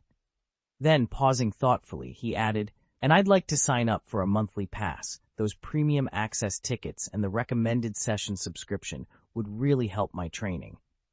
Master Lin gave a knowing smile as he reached for another vial. "Excellent choice," he replied. "You'll notice the difference immediately." Chapter 258. The Bottomless Black Hole. Ethan pressed the torch forward as he led the elf down the winding river tunnel beneath the island. Water dripped from the low ceiling, and his boots squelched in the shallow stream, but his thoughts raced even faster. Ever since he'd defeated the queen of the poisonous white butterflies, he'd confined her in the elven orb and patched her wounds just enough to keep her alive. He'd also ordered the orb's chip to monitor her condition, and the data was clear. Her once formidable aura was fading. Even inside the orb's barrier, nothing could halt its slow dissipation. It seemed that once an elf possessing tribal leadership was subdued, its power simply melted away. When the queen's aura vanished completely, her status would revert to a pale green classification, a lowly rank with little strategic value beyond a temporary level glitch. Ethan had slaughtered countless poisonous white butterflies over the past 2 days, yet their corrosive black sludge still clung stubbornly to his clothes and skin, resisting every cleansing spell he cast. He shook off the thought and glanced at the elf beside him, pale, silent, but trusting his lead. Ahead, the tunnel forked into deeper darkness. Steeling himself, Ethan tightened his grip on the torch. "This way," he said, stepping toward the unknown. Behind him, the queen's fading aura pulsed once more in the orb, a lingering reminder of power lost and of dangers yet to come. Ethan's 2 mud monsters from Gopher Cave now radiated with newfound power. One glowed with a dark yellow aura, the other with a light green one, clear signs they'd both completed their tier promotions. Even more striking, they'd soared from barely a dozen levels to an impressive level 23 after absorbing the energy of so many fallen foes. Yet there remained a vast reservoir of raw power still untapped, waiting for the poisonous butterfly spirit swirling around them to assimilate it. Once that process finished, they would almost certainly climb higher in level and perhaps even ascend another tier. After all, the poisonous butterfly was a venomous spirit, and its bond strengthened mud monsters far more effectively than ordinary spirits could. Purchased from Deadleaf City's market, the 2 beasts now lay sated upon the elven sphere, a magical containment orb Ethan kept at the ready. Their bodies were alive with dozens of luminescent white butterflies, each a fragment of the poisonous butterfly spirit, busily converting the lingering energies of the corpses Ethan had harvested. Even though he'd already extracted the energy crystals from those remains, the latent power they held was still more than enough to fuel his mud monster's next growth spurt. Monitored in real time by his system chip, Ethan observed that the corpses of higher-ranked elves decomposed far more quickly. Although it takes longer to promote a high-grade specimen than a low-grade one, the rapid breakdown of energy actually accelerates the overall upgrade process. According to the chip's predictions, once the poisonous white butterfly remains are fully digested and assimilated, both of his stinky mud entities could soar to level 20 or higher, because the more advanced the stinky mud, the more efficiently it uses dispersed energy. Once fully matured, these stinky muds will be invaluable, either bolstering his frontline troops or fetching a high price on the market. Even in their current evolved form, their combat prowess is nothing to sneeze at. A legion of such high-quality slimes would become a truly fearsome force. Ethan shook away the distraction. These wild elf carcasses held no further value, so it was best to turn them into nutrients. 2 hours had slipped by, and yet the road ahead remained stubbornly unchanged. Ethan pressed on through the cavern's roar. The underground river churned beside him like an angry beast.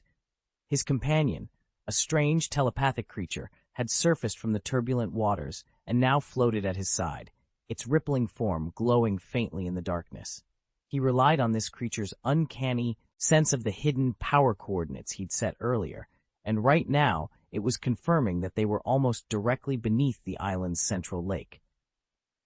If we advance another 5 minutes, the creature's thoughts flickered into Ethan's mind, we'll emerge under the lake itself, if there really is a tunnel connecting it to this river.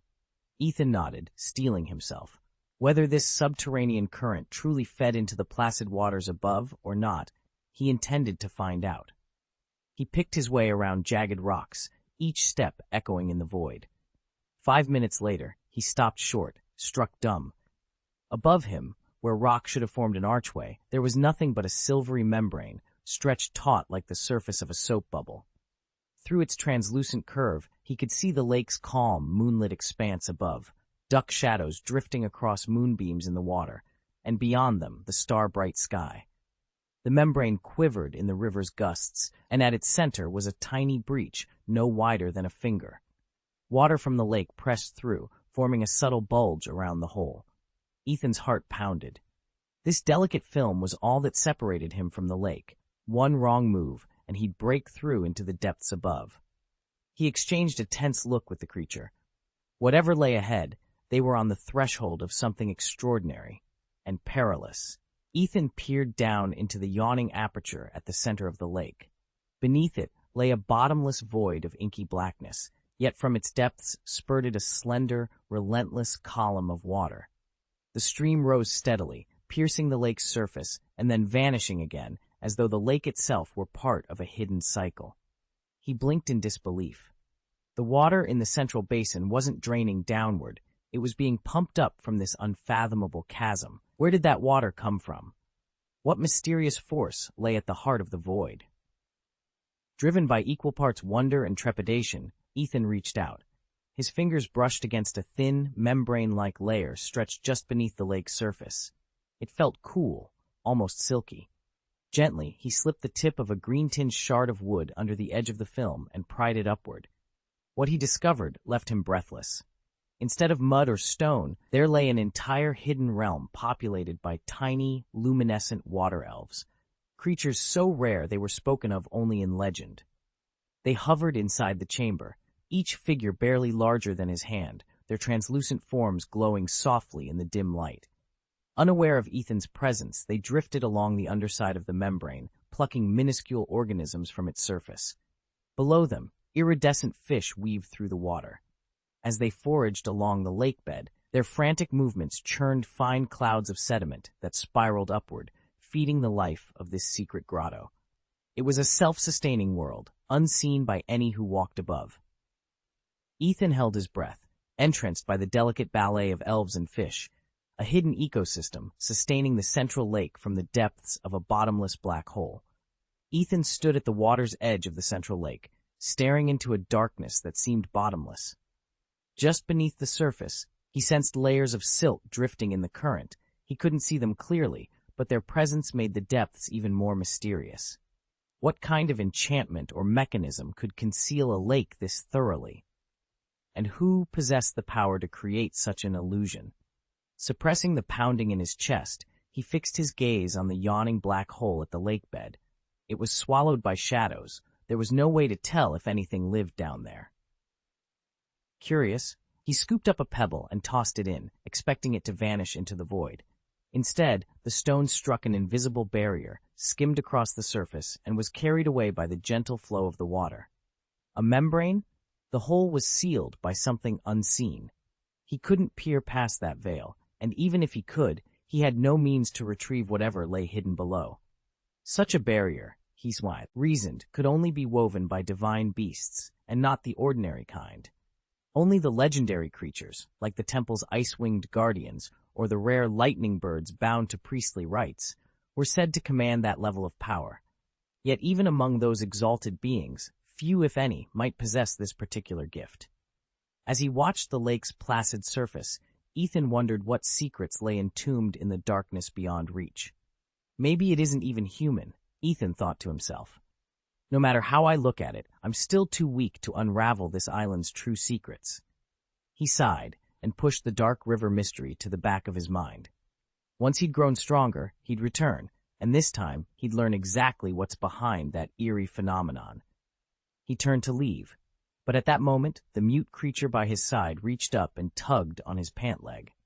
Chapter 259, I Am an Island Owner.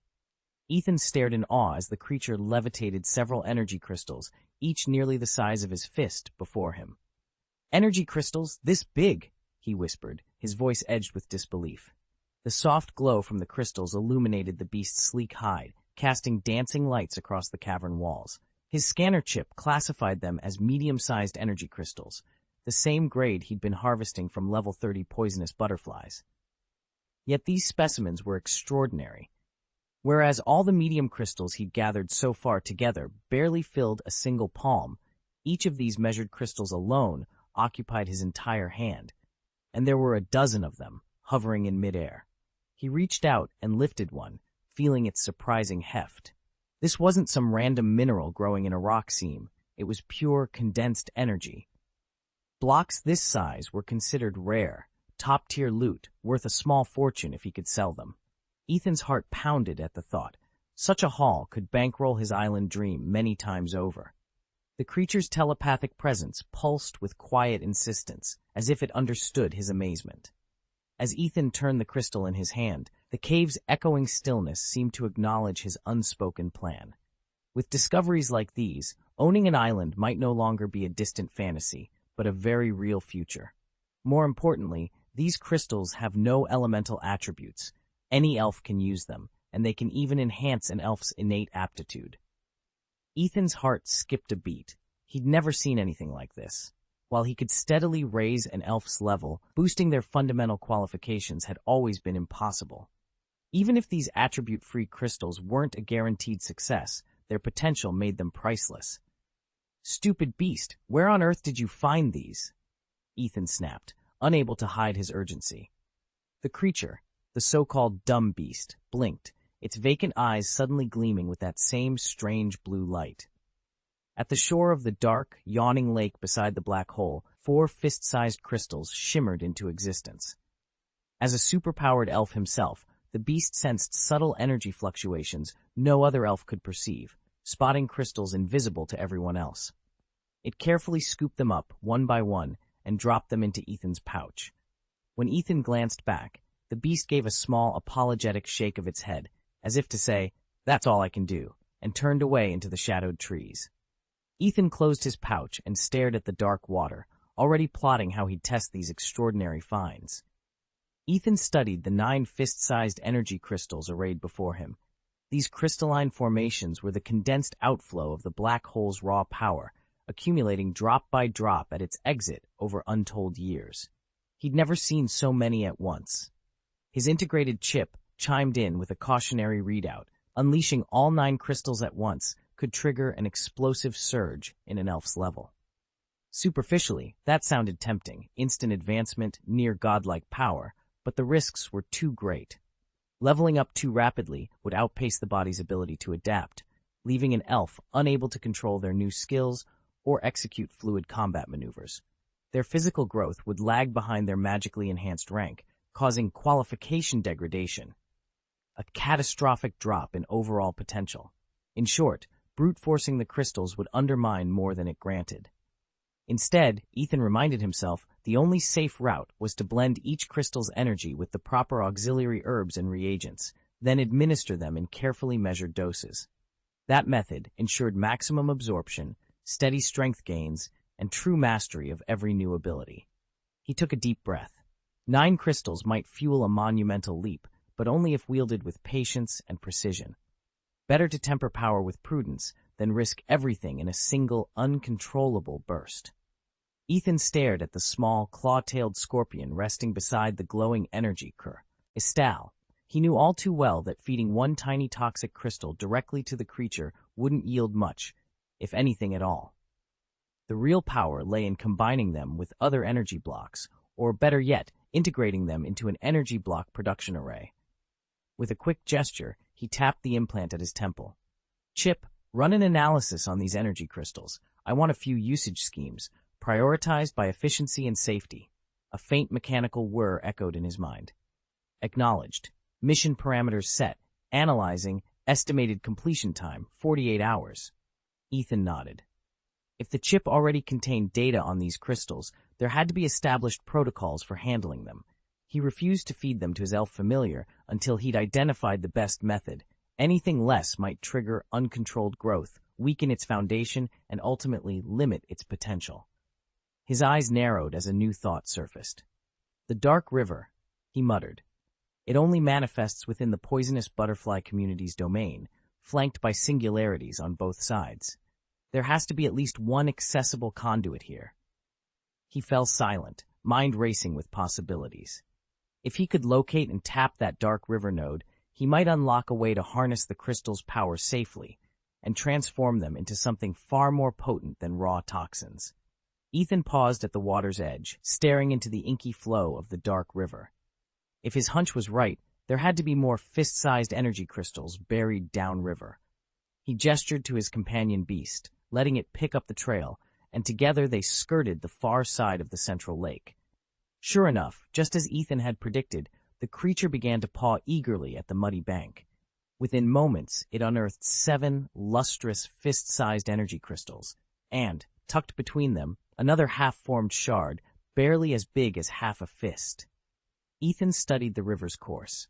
He knew there couldn't be a dark river in all 4 territories. It made far more sense that only 2 rivers ran through the region. One must feed the poison butterfly forest and the hunting swallowtail forest. The other, the sly tengu forest and the mushroom forest. Could the long-standing rivalries among those tribes stem from competition over these rivers' power? He counted his findings once more, 16 full-sized energy crystals in total, plus 1 half-fist fragment. It was, without a doubt, a rich harvest. Ethan tucked the gems safely away, already planning his next move, and wondering what secrets the rivers yet held. Ethan knelt by the cavern's edge, staring at the pile of energy crystals before him.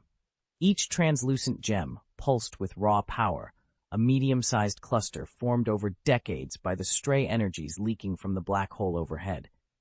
He couldn't shake the conviction that these crystals were the island's greatest treasure. How long would it take for such a bounty to emerge again? No one could say. The process beneath the black hole was inscrutable, and Ethan knew he'd seen something almost unbelievable. Had he not witnessed these crystals himself, he never would have believed their existence. He rose, clenching his fists. For now he had to be patient, build his own strength, and return with greater force.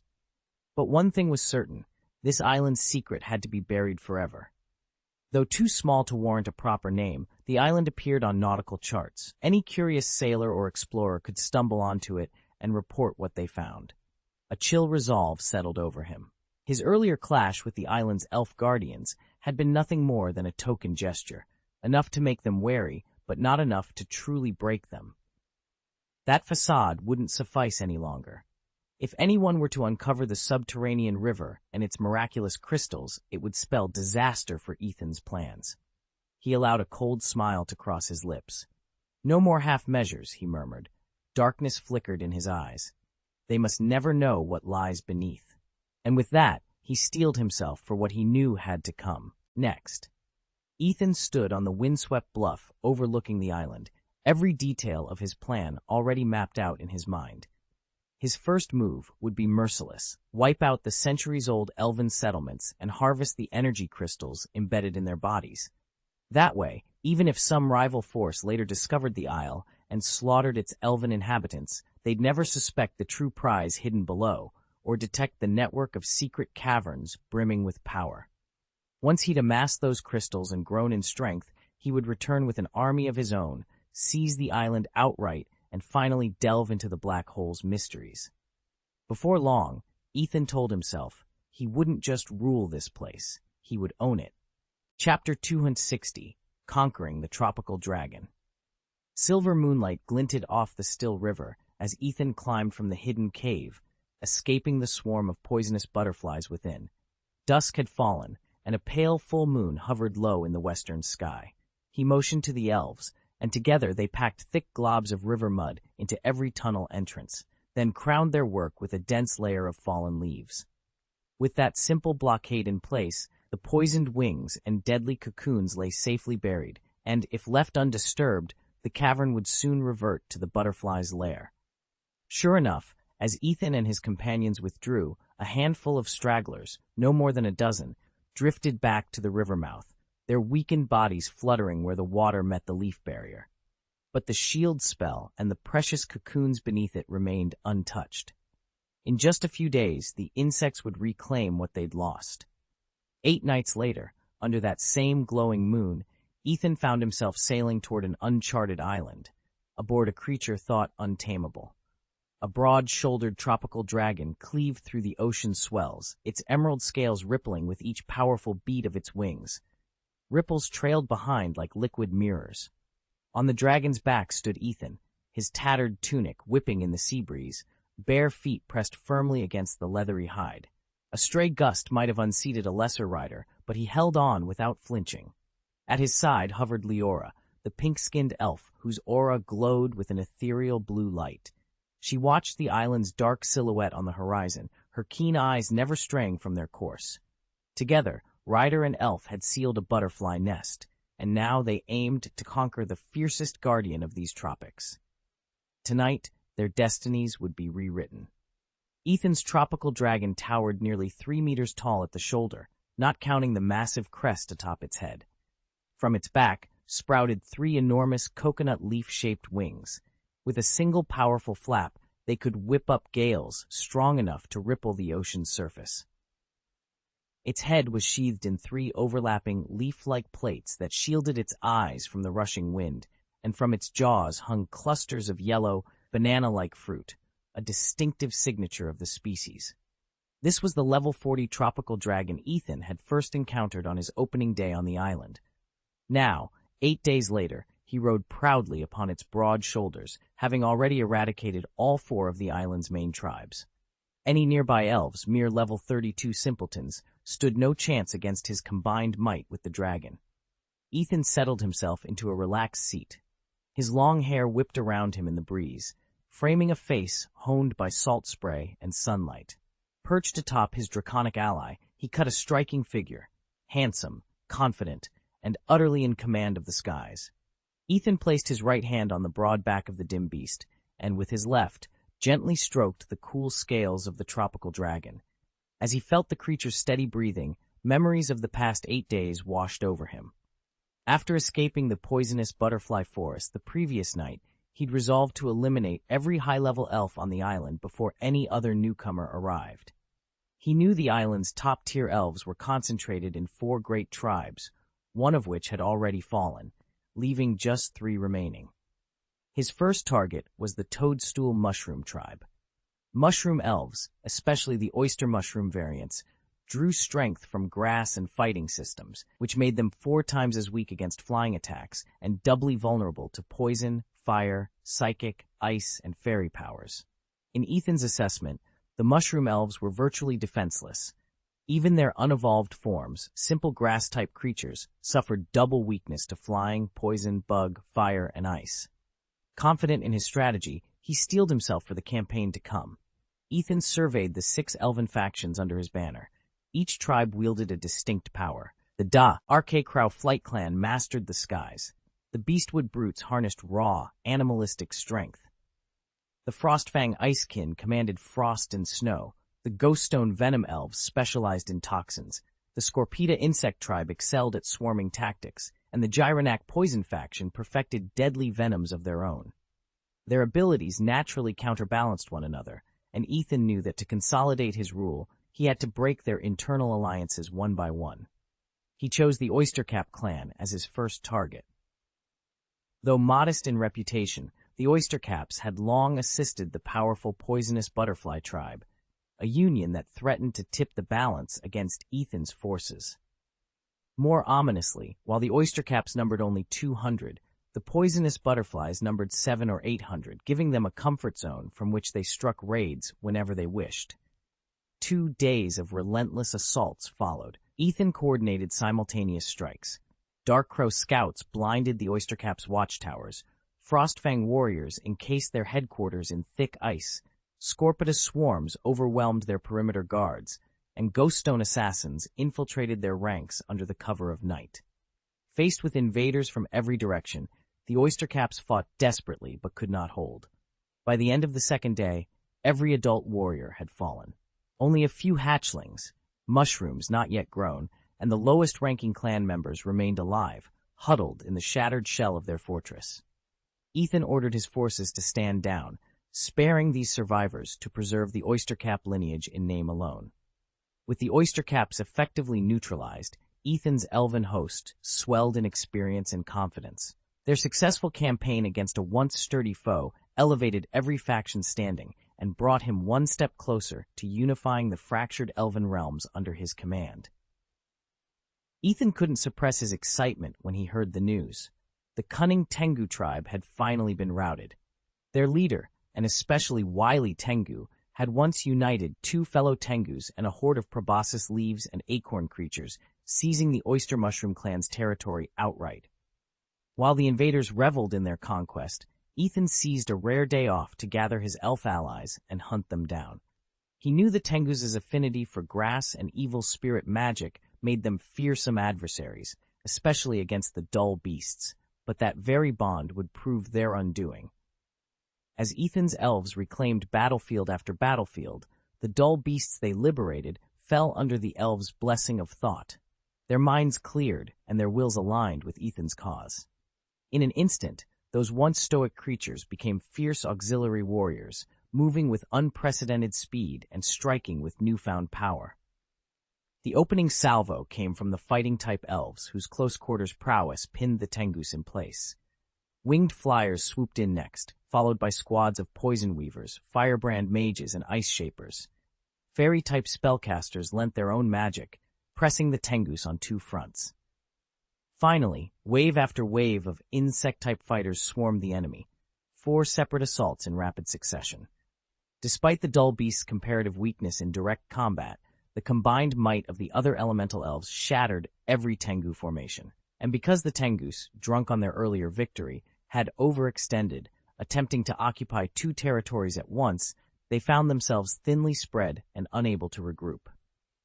Seizing the moment, Ethan struck decisively at each outpost, cutting them down one by one until the once proud Tengu banners lay trampled in the mud.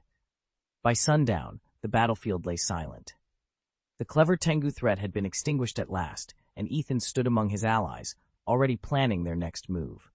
It took Ethan far less time than it had to clear the oyster mushroom cluster. In just a day and a half, he'd eliminated every sly Tengu in the area and harvested all the proboscis leaves. Along the way, he even subdued 2 high-quality wild sprites, one pale chartreuse, the other a richer green. Once he returned to the League, those specimens alone would fetch a small fortune. After all, sky sprites rely on both proboscis leaves and evolution stones to advance, and these wild Tengu had already developed to the peak of their natural potential. That made them far more valuable than a Saint Teanu, or than any thrill in provoking Imurtakuya's Thunderhill preemptively. Ethan then spent another half-day methodically scouring the domain. By sunset, he'd uncovered 2 leaf stones, one junior grade and one intermediate. Not a bad haul. He could have stayed longer and dug up a few more, but for Ethan, only top-tier evolution stones were really worth the extra investment of time. The rest simply meant the difference between a little more money and a little less. Ethan stared at the glittering pile of energy crystals before him. With this stockpile, he had more than enough wealth to see him through any hardship. But these crystals weren't exactly commodities you could unload in bulk. Their market was small, and their practical value was limited. In truth, Ethan had already broken the back of 3 of the island's 4 great tribes. He hadn't exterminated every last member, but the blow was so devastating that it would take each clan at least 10 years of cultivation to approach its former strength. Author's note: I've been feeling a bit drained lately. Recommendations have fallen off, subscriptions and daily reads are down, and I'm running low on energy. I'll take a short breather to recharge my batteries and come back stronger. Thanks for sticking with me.